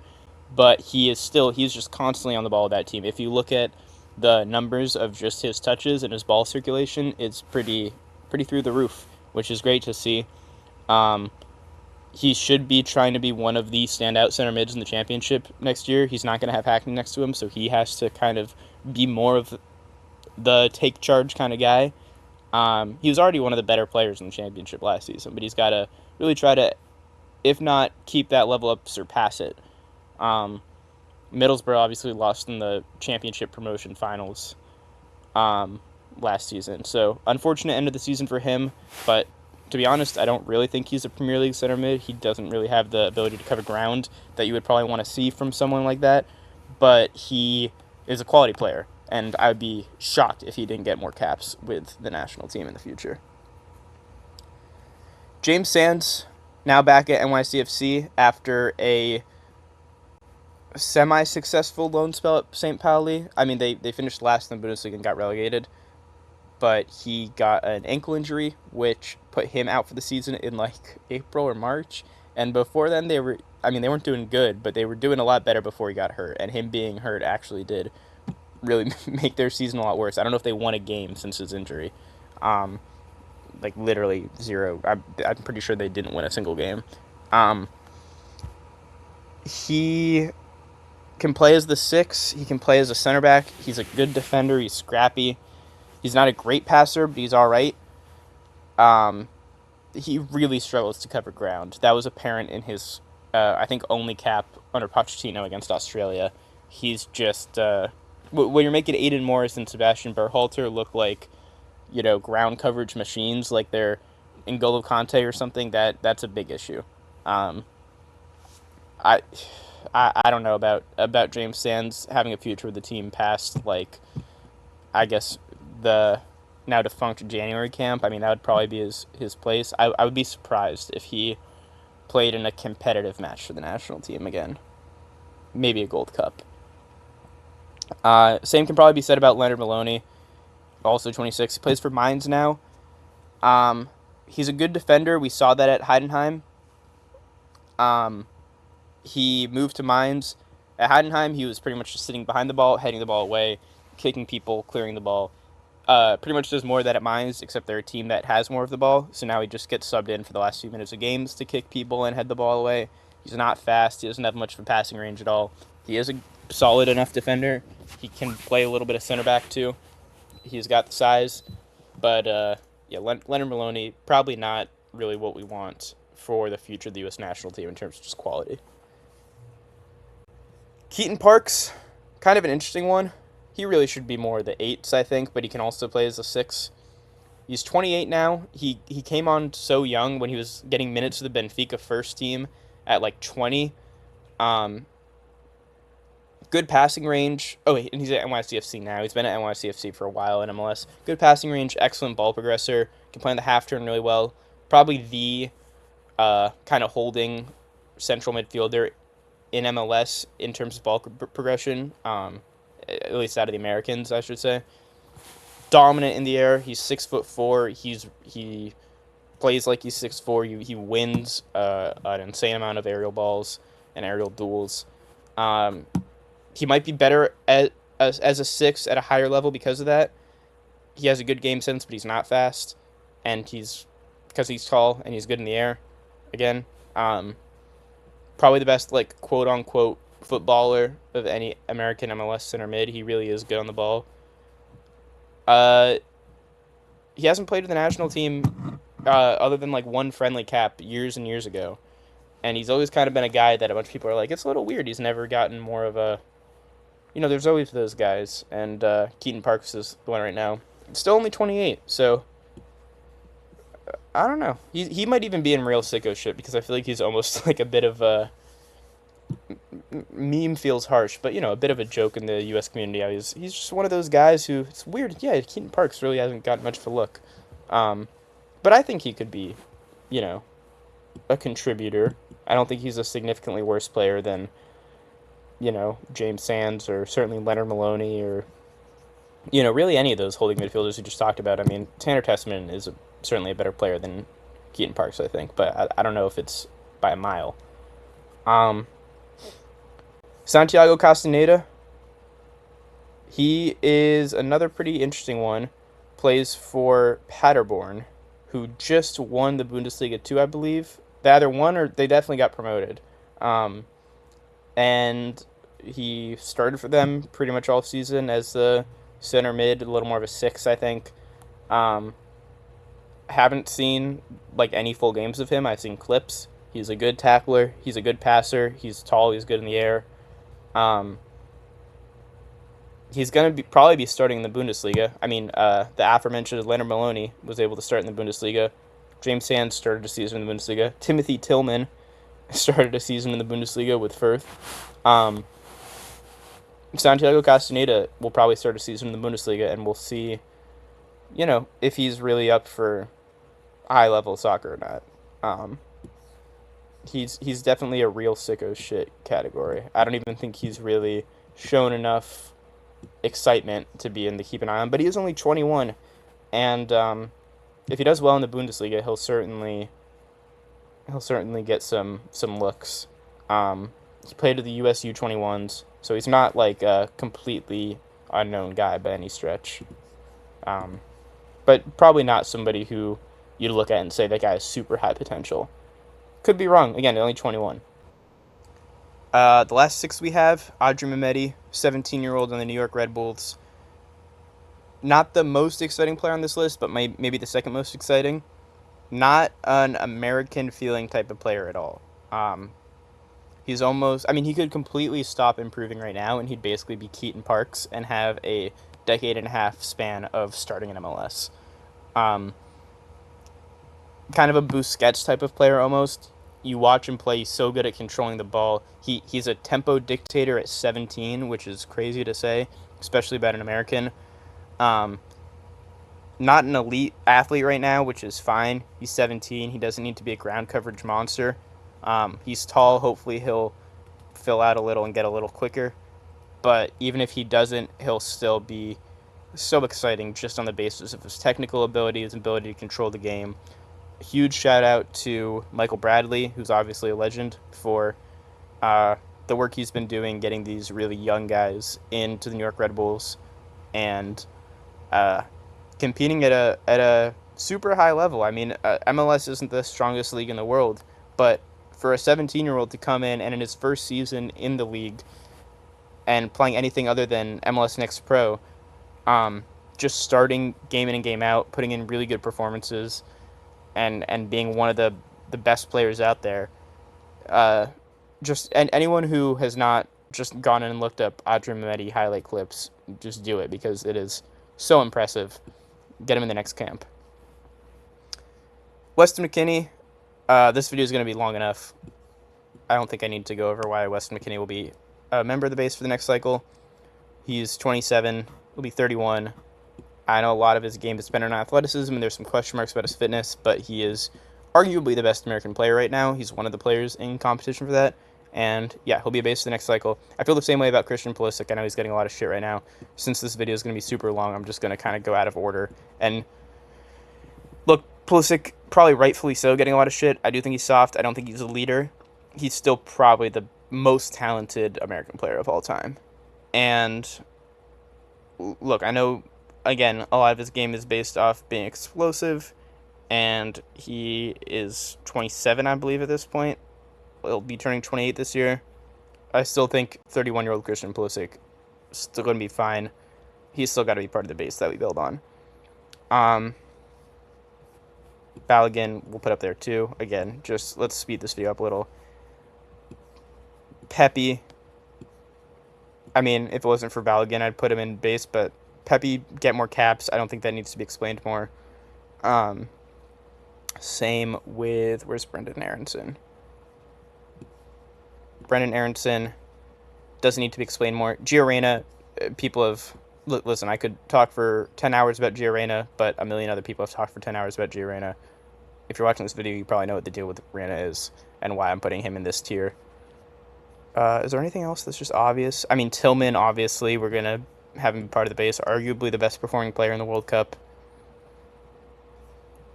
Berhalter, he's another will get more caps guy. I think that's kind of self-explanatory. I mean, probably the second best ball striker that the U.S. has ever produced, maybe. The first one will be coming up, but there's not that much interesting to say about Sebastian Berhalter other than that he's really good looking. I love that he's a dog out there, but, you know, he'll get more caps. He's not going to be part of the base. I'd be mildly surprised to see him in the next World Cup team. He's already 25 because he was such a late bloomer, so I don't think he's going to... I'd hope that if he is on the next World Cup team, it's because he made a surprising jump from age 25 to age 29, and not because we haven't improved enough that current-day Sebastian Berhalter is still good enough to make our team. Yunus Musa and Luca De La Torre. I mean, Luca De La Torre is almost like a bad version of Yunus Musa. They're both just kind of ball progression guys. De La Torre, thank you for your service. He would not be on here if he didn't make the Gold Cup roster. He's not even starting. Ever since he came back to MLS, he's not even been a starter in MLS. So, yeah. Yunus Musa, it's tough situation with him and Pochettino. He was kind of made an example of. He was never actually used as a center mid under Pochettino, which I was a little disappointed about. He was only used as like a right wing back. Excellent athlete, excellent ball retention. Not that good at anything else, but he's good enough at those two things that he's still like a quality player for us. It does suck that he hasn't really gotten any better since 2022. He's arguably regressed. Really needs to figure out his club career badly. He's back at AC Milan now. I mean, he's, you know, he has the potential to be a really good player. He needs to start his club career. He'll get more. I'd be very surprised if Yunus Musa didn't get more caps. But he's got to figure out his club career. Timmy Tillman, I still think he kind of just got called in because of who his brother is. Look, he's not a bad player.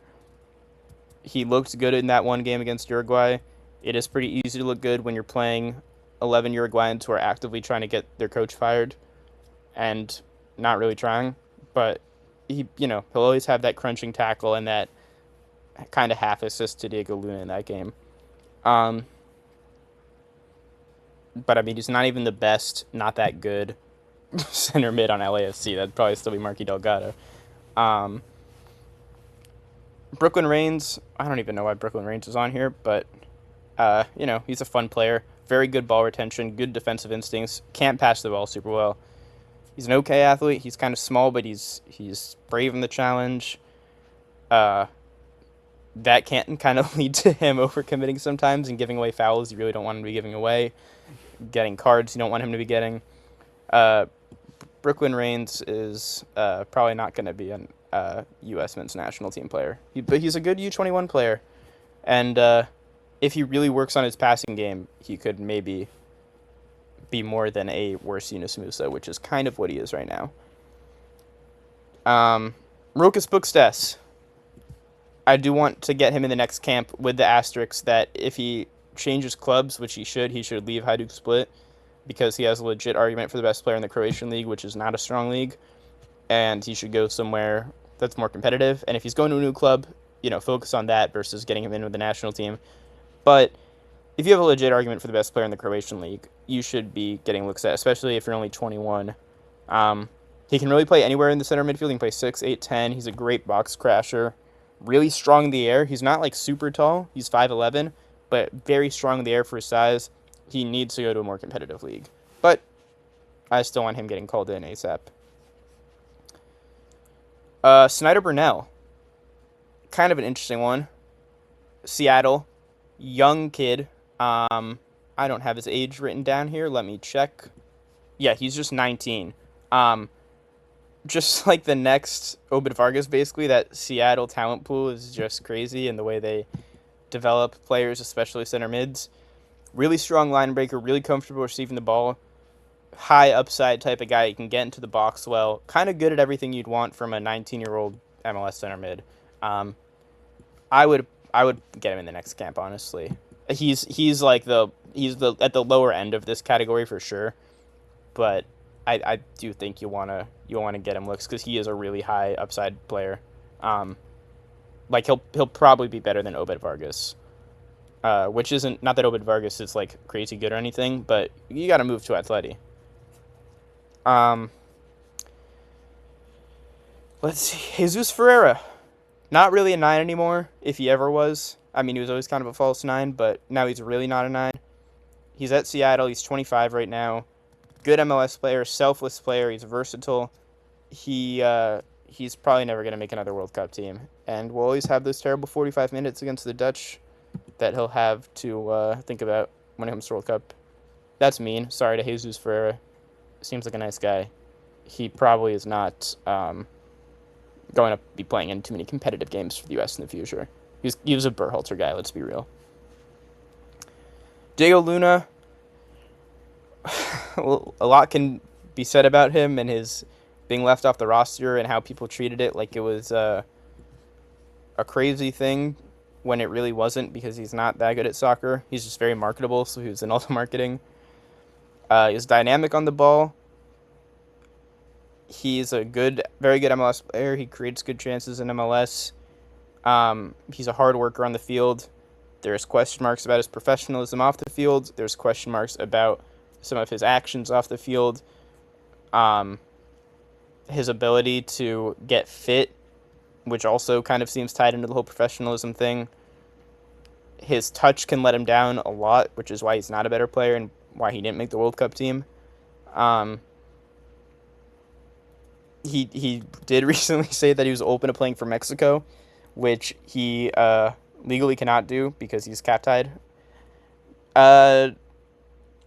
Yeah, in my eyes, he's kind of given up a lot of goodwill with his response to everything and some of the stuff that's come out about his off-the-field behavior. I do think he'll probably get more caps. He might arguably even be in the fighting to stay afloat category, but he's only 22. I would be pretty surprised if he ever became good enough to make a World Cup team for the U.S., though. I do think this is his chance. So you got to feel bad about it a little bit because, if our player pool develops like how we hope it will, Diego Luna, like a guy with his first touch, is not going to be playing as a winger or a 10 or a half spacer on a World Cup team. And we are in the kind of the half spacer section now, by the way.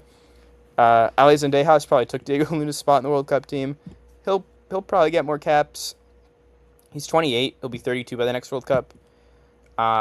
He has often seemed like the international game is maybe a little quicker than what he's used to, and he kind of struggles to match the speed of play, but his quality is still apparent. Obviously scored a fantastic goal against Japan. He did not look great against Turkey in the World Cup, but he didn't have a lot of help. He's a great Liga MX player. He'll probably get more caps. I'd be a little surprised if he was on the 20. I'd be pretty surprised if he was on the 2030 World Cup team. Jack McGlynn, this is the best ball striker the U.S. has ever produced, and I don't even think it's close. Best ball striker in American soccer history by a long shot. And speaking of long shots, man, he can hit those too. He can hit a great pass. He's got good vision. He is truly world class at some things. He is a pretty bad athlete and can't really play defense because of it, and has a hard time playing certain aspects of offense because of it. But he has a truly world-class left foot, and that is probably going to get him more caps. Georgi Mihailovic, he's already 27. He'll be 31. Excels at turning and playing a final ball at a high level. One of the best guys at that in MLS. He just loves that little left half space. And he is an elite MLS chance creator. He can move a little with the ball, but he doesn't have any type of athleticism where you can see separation between himself and the defender. He's not a terrible athlete or anything, but he's not a winger. He's not totally a 10. Paxton Aaronson, or not Paxton Aaronson, excuse me, he's next. Georgi Mihailovic, very good player. Probably the best player in this tier. Actually, yeah, I'm very confident he's the best player in this tier. But I don't know, he's 27 already, man. Paxton Aaronson, Brendo's little brother. He's a DP at the Colorado Rapids now. He's been decent for them. He can operate off the left as kind of a right-footed half-space player. He can play as a 10. He's a hard worker, like his brother. I mean, he's not like significantly worse than Brendan, really. He's a little bit more of a defensive player. I don't know if he has the same kind of quickness that Brendan has. He's someone to keep an eye on. He's only 20. I want to say he's 22. Yeah, he's 22. 26-year-old Paxton Aaronson could be a very good player. He could also be, who he is now. He's not like an elite technician or anything. All right. Awesome. We're going to be done soon. Fantastic. Quinn Sullivan. We know who his little brother is, but he's a good player in his own right. He's also 22. Got to recover from that torn knee ligament, which is really unfortunate. Great crosser of the ball. Good technique. Good chance creator. Great motor, as you would expect from a Philadelphia Union guy. He's a bit positionless because he is kind of a wide player, but he's not a great athlete. He can't really create separation.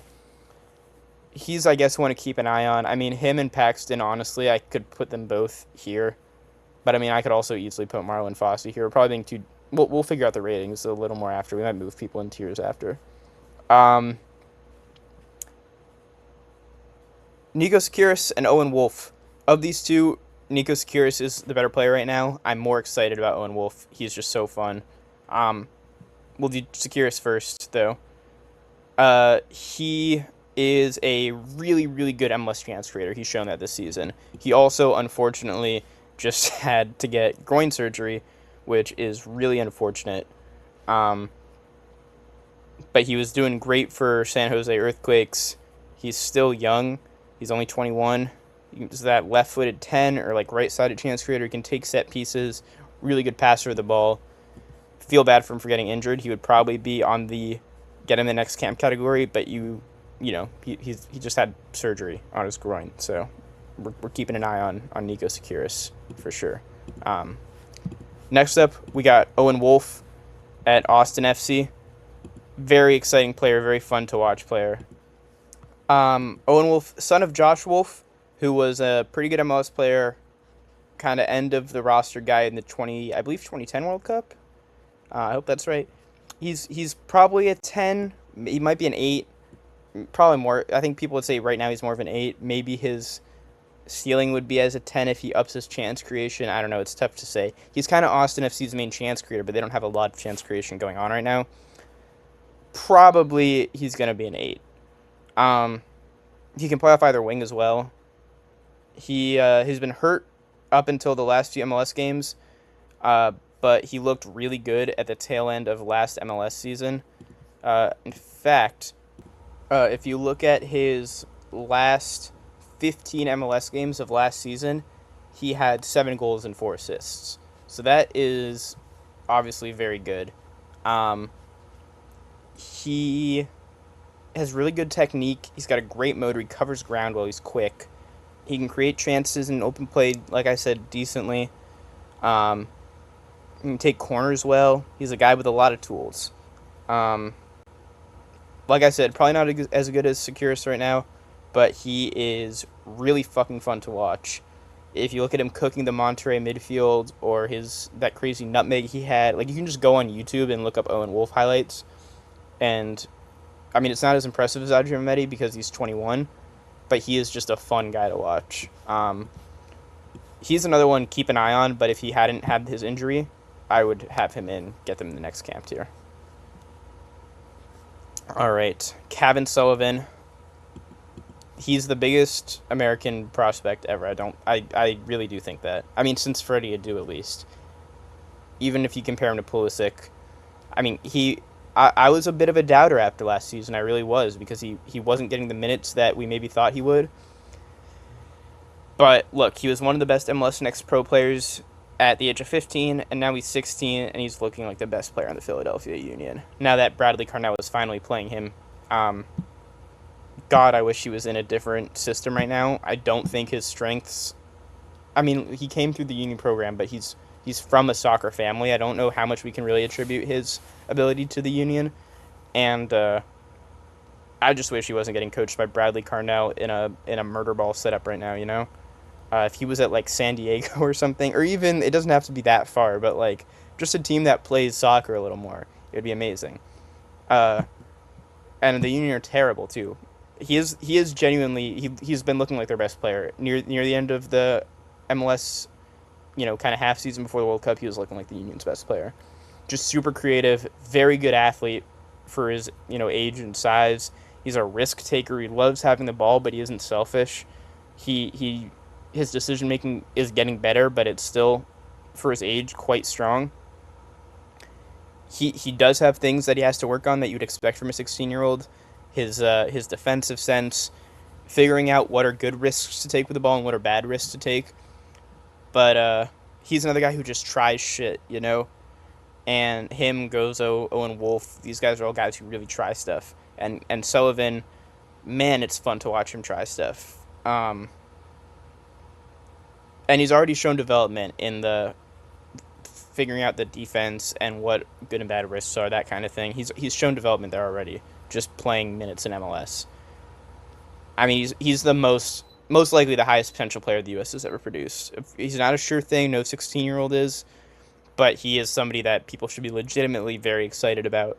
And he comes from an American soccer family. His cousins are soccer players. His older brother's a soccer player. I think his dad and mom maybe were both soccer. He comes from a family of soccer, so you would hope that he has good guidance that can kind of limit the potential that things go screwy. He's going to Man City when he's 18. Probably not going to play for Man City right away, but he really does have the potential to be like a Man City level player. And with the way he's playing right now, I would get him in the next camp. I don't think that's at all crazy to say that. Taha Habrun, kind of an odd one, because it's a little tough to see where he's going to play. Probably an 8. He's where he projects best. He's like 6 feet tall. He's really graceful on the ball, but he's not he's not an amazing athlete. He's not like a Jude Bellingham where he just runs and looks graceful, but he does have that grace on the ball. He's played as a 10. He's played as an 8. He's even played a little as a 9. Like I said, I think he does project best as an 8 if he can figure out the defense a little, because he's not a very good defender. He's one to watch. Lower tier than like Owen Wolf and Nico Tsikiris though, but still could be a very good player. Aiden Hezrikani. This is a bit of a sicko one, I think, although he has started to get some minutes for Real Salt Lake, which is exciting. Really, he's not like a super short guy. He's like 5'10", but he's one of those guys, and a lot of the best dribblers in the world have this, where when he starts dribbling, he gets really low to the ground, keeps that low center of gravity. It's really hard to get off the ball. Very good 1v1 player. He's quick. He can finish well. Basically, every level that he's played at, he's looked like he is like super comfortable there and adapted really well. RSL seems like a great place to be at the moment if you're a young player, and I do think Hezrikani has a lot of potential. He just has taken every step very comfortably. He is a dual national with Iran, but he's played with our youth teams, and it seems like he wants to stick with us, which is good to see because I do think he's a guy with a lot of potential. Just a good finisher, very good 1v1 player. He can play on either side of the wing. He can play as a 9. Lot of potential on Aiden Hezrikani. Marvin Dills is another sicko one.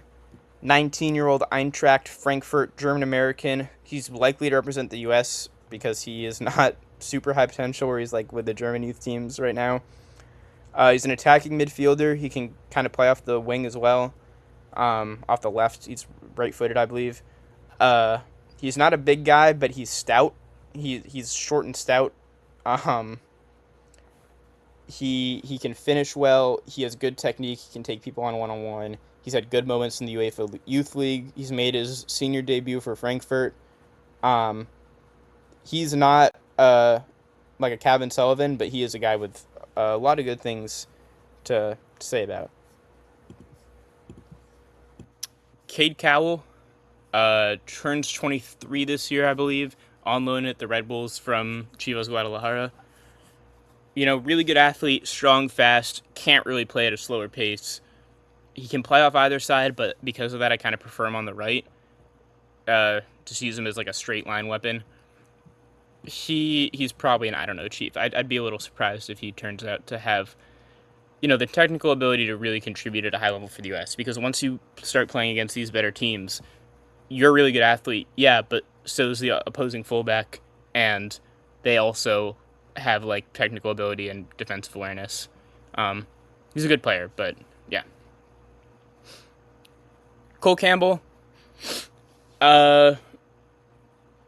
he's only 20. He's highly rated by Dortmund. They rejected a move from, I don't remember. It might have been Stuttgart. It was some other Bundesliga team for him for, I think, $7 million. So you know Dortmund rates him highly. They know a lot better than I do. I have not been super impressed from what I've seen from Cole Campbell. He's a Southern boy, also an Icelandic boy. He grew up in the South, Texas and Georgia, but he's born to at least one Icelandic parent, if not two, and moved to Iceland when he was a teenager. He's really fast. That's mostly, what I've seen from him. He likes to play on the right, and he's left-footed. He tries to cut and shoot. He tried this multiple times in the U20 World Cup. I think he scored one goal against New Caledonia, and that was it. He was really poor in the U20 World Cup. But he's clearly rated highly in Germany, and it seems like he'll probably get a move. So hopefully Cole Campbell can prove me wrong. Way too young to go in. I don't know, Chief. He's only 20. He's going in and keep an eye on. Paul Rothrock, kind of just wanted to put him in here to be fun. He's a fan favorite in Seattle. He's 27, can play on either wing, but mostly on the left. He's got a good story. 4 goals and 1 assist in 12 matches. Ton of uncredited work in other goals as well. Big intangible guy. Super, super hard worker. Will almost certainly never get a cap now that the January camp is not a thing, and that is a tragedy. Because he's why I loved the January camps, because you get to see guys like Paul Rothrock, who got a great story and are hard workers, realize their dream of playing for the national team, and maybe he could pull a an Adjumang or a Berhalter and really, or I guess Berhalter didn't debut in a January camp, but you know what I mean. He's not going to probably ever play for the U.S., though, now that the January camp is no longer a thing. But, he's a fan favorite, and I wanted to have him in there, even though I'm not a Seattle fan. Luca Kolyosho, I guess he's one to keep an eye on. I don't know. Should we have our own category that's like, just says Luca Kolyosho on it? Weird situation with him. He's only 21. He's back at Burnley now. He was just on loan to Paris FC in Ligue 1. He could play for the U.S., he can play for Canada, he can play for Nigeria, he can play for Italy. He seemed to be kind of offended he didn't get a shot with the U.S. I don't know if he really had any right to be. I mean, he was looking good in Burnley in the Premier League, and then he got hurt a little, and then, he's had some issues with injuries. He didn't look that good with Espanyol in La Liga. He's with Italy right now. He's made his senior appearance for Italy, so he'd have to file a one-time switch. He was pretty decent in Ligue 1, but he didn't get a ton of minutes. He's a good athlete. He can progress the ball with it at his feet. So I don't know. He does feel like he seems like he was owed. He thinks he was owed more of a look with the U.S. If he does decide to play for us, I think he could be a good option for us on the wing if he develops. Hopefully, he will be good in the championship this season with Burnley. I think he totally has the capability to be like a very good championship winger right now. We'll see. We'll see if he even has any interest in playing for us. I put him in his little Italy jacket on the thing there. I mean, he has a senior cap for Italy and not for the U.S. right now. So I don't know. We'll keep an eye on him. If he decides he wants to play for the U.S. now, and he's good enough, sure. It seems unlikely. Mathis Albert. Or Mathis Albert. I think it's Albert, though. This guy's another huge potential guy. If you're watching this video, you've probably heard of him. He's another one of those stacked 09s. The 09, when I say like there's three amazing 09s, it's him, Kevin Sullivan, and Adrian Mehdi. And then Leonard Prescott, sort of, if he decides to play for the U.S. He's only 17. He already made a senior debut for Dortmund. He is a really good athlete. Well, I don't want to say really good. He's a good athlete. He's a hard worker. He can beat his man one-on-one very, very well. There's nothing about him where you're like, holy shit. He's just like a very high level for his age, right-footed left winger. You probably don't even need to see any highlight clips of him because when I tell you he is a 17-year-old, very highly rated youth team right-footed left winger, he is what you think when I tell you that. He's got really quick feet. He can go down the line or cut inside. He can cross the ball a little. He does need to get bigger, but that'll happen. He's 17. He's going to put on more muscle, especially in Germany where they're pretty into that kind of thing. He's probably like 2 years away from getting like serious consideration, but he should get slightly more time in the Bundesliga this year. It would be awesome if he could like come off the bench in a lot of games. I think he'll probably not be doing that quite yet, but he is a guy with super high potential. And again, just really, when I tell you he's a high potential right-footed left winger, he is what you expect. I don't want to sound like I'm downplaying it. It's just there's not that much interesting stuff I can say about Mathis Albert I think it might be Matisse Albert. Anyway, that's who he is. So keep an eye on him. He's not quite get them in the next camp yet, but we got 4 years till the next World Cup. So if he starts playing a little bit for Dortmund, there's no real reason not to just bring him in and get a look.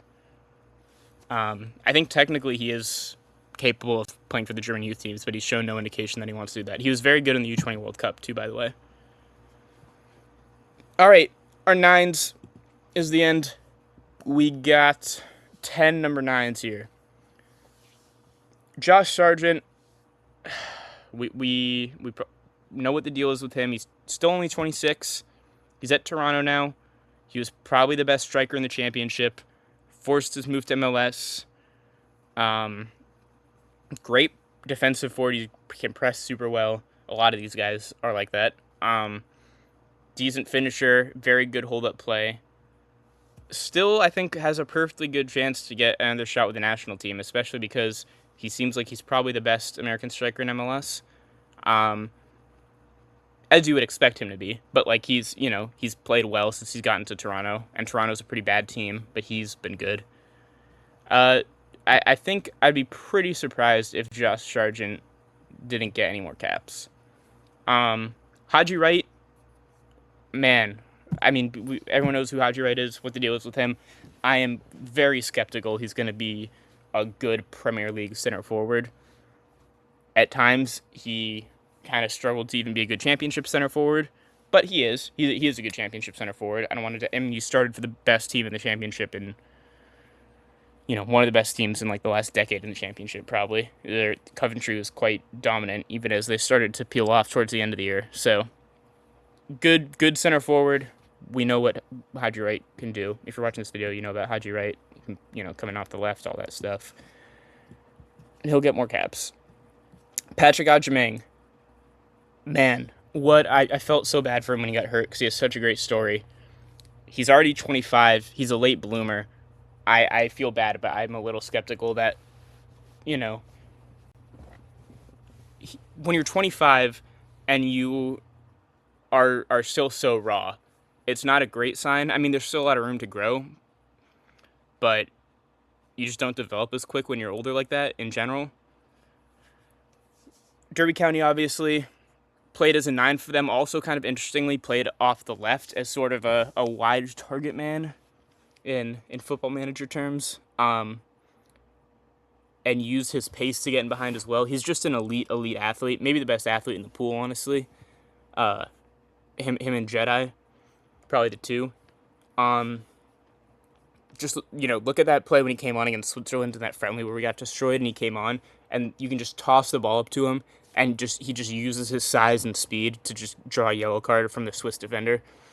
He's 6'4" and huge. He's fast as fuck. He dunked on people repeatedly on Derby County on headers, which he wasn't really doing that much in MLS, so that does seem to be a bit of an addition in his game. He has obvious limitations. He looks sometimes like he's never seen a soccer ball before with his technical ability, but then he also has moments where he dribbles the guy down the line really well. He's just quite an enigma. One thing that is clear is he made a huge difference for Derby County when he came in. It's not a surprise that they started doing really well once they signed him, and then once he got hurt, they kind of fell off again. Got to see how he looks post-recovery. Achilles is a rough one for a guy so dependent on his athleticism, and just look at Daryl Dike, who's coming up soon. I would love to see Patrick Agyemang make a World Cup team. But for right now, I think we got to put him in, get more caps. I think he'll get more caps if he keeps doing well in the championship. I mean, it would be really sad if he didn't. I wouldn't be that surprised. Out of all these guys, honestly, I think he maybe is the one who's most likely to never get another cap. But I hope he does. Probably him and Chris Brady, just because like goalkeepers are goalkeepers. That is how that works. But yeah, I hope Agyemang can get right back to where he was, because Big Pat is a fun guy to watch. Brandon Vasquez, aside from being almost as good looking as Sebastian Berhalter, he's not that interesting to talk about. He's 27 already. Was just out for the better part of a year with a ligament tear in his knee. He's a good target man. He has good off-ball movement. We've seen him play. We know he struggled in Monterrey, in Liga MX. He's got to recapture that Cincinnati form now that he is back in MLS, and I believe he's healthy again. Might be wrong about that. I'm pretty sure he's back. Good luck to Brandon Vasquez. I'd be a little surprised with the emergence of Agyemang, and Julian Hall, who we'll get to. I'd be a little surprised if Brandon Vasquez got too many more caps with the national team. Daryl Dike, maybe the most rat fucked by injuries of anyone on this list, honestly. He's 26 still. He is most recently at West Brom, but he just left with the expiry of his contract. He seems like a great guy. West Brom took care of him when he was dealing with his injury stuff. If he never got hurt, I really think he could be a top championship striker. He showed a lot of ability in a pretty horrible Barnsley team. Horrible to watch, at least. But he was, he's just an absolute physical beast. He's not as fast as Big Pat, but he's just as strong. He's a little bit better technically. Still not an amazing technical player, but he strikes the ball a lot cleaner than Agyemang does, that's for sure. He's torn both his Achilles tendons. He was out for over a year with the most recent one. He's a guy who I just hope he can get healthy. And we'll just have to keep an eye on. If he can stay healthy for a long period of time, I really do think he can be good enough to play for the national team. Not like as good as Balogun, but he can be, there's no reason he can't be as good as Haji Wright, for example, if he manages to stay healthy. I just don't know if his body's going to be able to handle it. He's so muscular and explosive, and those kinds of guys just get injuries a lot, especially when they already have torn both their Achilleses. So, much love to Daryl Dike. Keep an eye on him. I would love to say I'm confident he'll get more caps. I'm not. But, yeah, just all the best to him. And I do think he will get more caps if he can stay healthy, because he is a good player. Brian White, he's 30 already. He's at Vancouver, which is a very good team, and he's a good poacher, so he scores a lot of goals. He's got 10 goals, 2 assists, 14 games in MLS this year. He's probably not going to play. He might get more. He's another guy who, he would be a January camp guy, because he's just one of the best forwards in MLS. But it's Brian White. He couldn't get minutes over Damian Downs, who I despite only being 22, would maybe also put him in this category, which is mean. But he was one of the best strikers in the 2 Bundesliga for Köln. But man, he was bad for Southampton, really bad. Just looked like a not even a League 2 player, much less League 1 player, much less a championship player. He looked like a National League player when he was at Southampton. And then he somehow started a bunch of Bundesliga games for Hamburg, but he still couldn't score for them. And he didn't score in any of his appearances with the national team. And I don't really rate him at all, to be honest. I haven't seen anything from him where I'm like, that guy's the truth. He's just not a very good player at the moment. He's 22. I guess we can put him in keep an eye on. But he is at the tail end of this tier, I'm telling you. Last 3. Julian Hall. This is one that actually is exciting. Straight up to get him in the next camp. Only 18. New York Red Bull guy, another one. He's a poacher. He's quick. He's got a great game sense, both in terms of his off-ball movement with the ball and his pressing off the ball. Hard worker. Eric Maxim Choupo-Moting, he's a designated player at New York Red Bulls. He has Champions League pedigree. He's played in a Champions League final before, I think at least one. He's played for PSG. He's played for Bayern Munich. He is being benched right now, not even because he's playing badly, because he's not. He's still scoring goals for New York, but because Julian Hall is just so irresistible at only 18. Don't clip that out of context. 9 goals, 3 assists in 15 matches. He's eligible for Poland. Poland are very, very, very interested in him. He's got a Polish mom.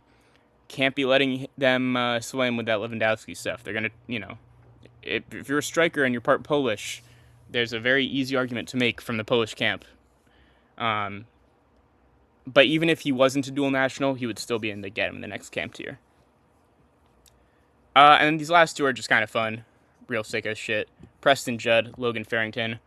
Preston Judd's, other than maybe Josh Sargent, possible exception, he's probably the best American striker in MLS.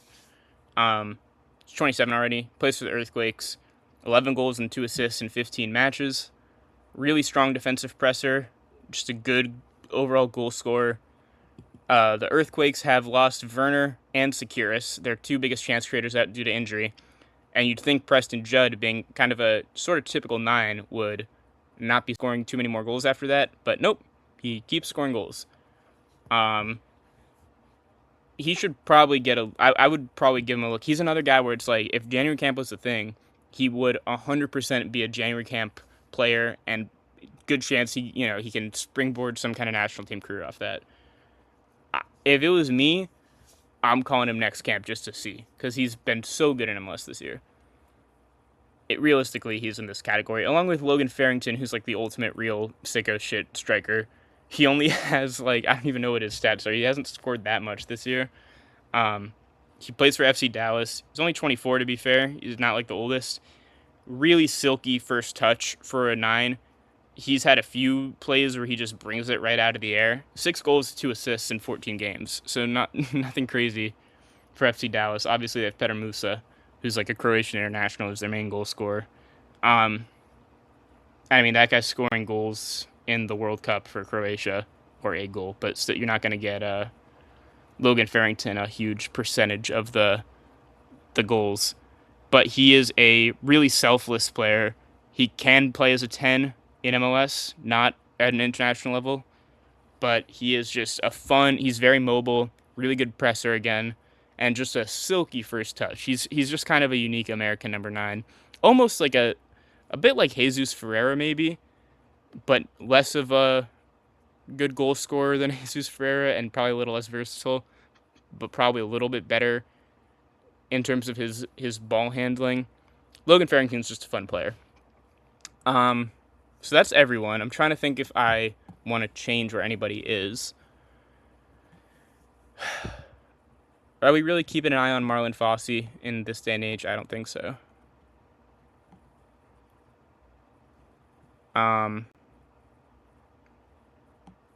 Sorry to Marlon Fossey. Here, we'll put him here. And Damian Downs appropriately here at the tier end of, or the bottom of the tier, the end of the tier, excuse me, on the keep an eye on category.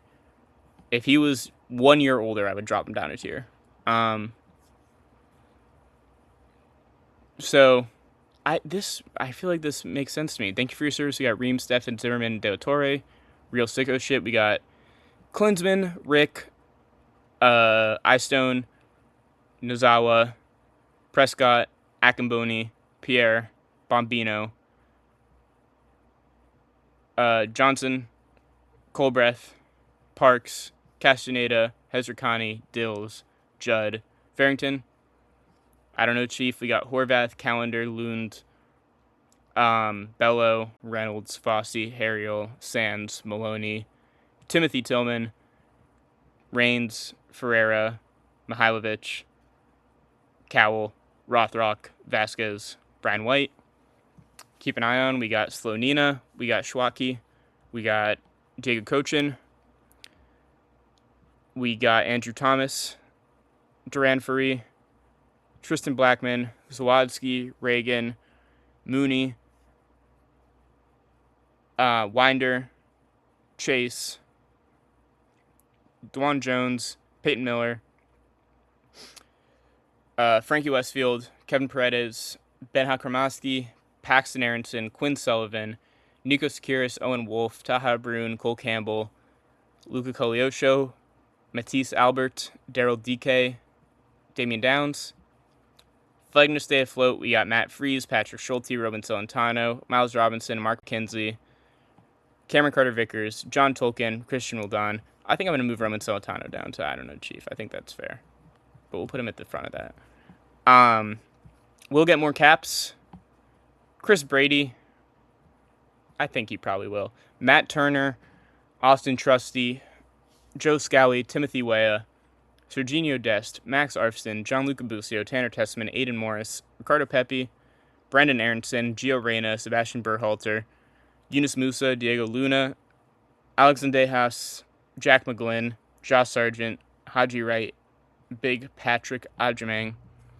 Get them to the next camp. We got George Campbell, Caleb Wiley, Xavier Gozo, Audrey Mamedi, Rokas Pukstas, Snyder Brunel, Kevin Sullivan, Julian Hall.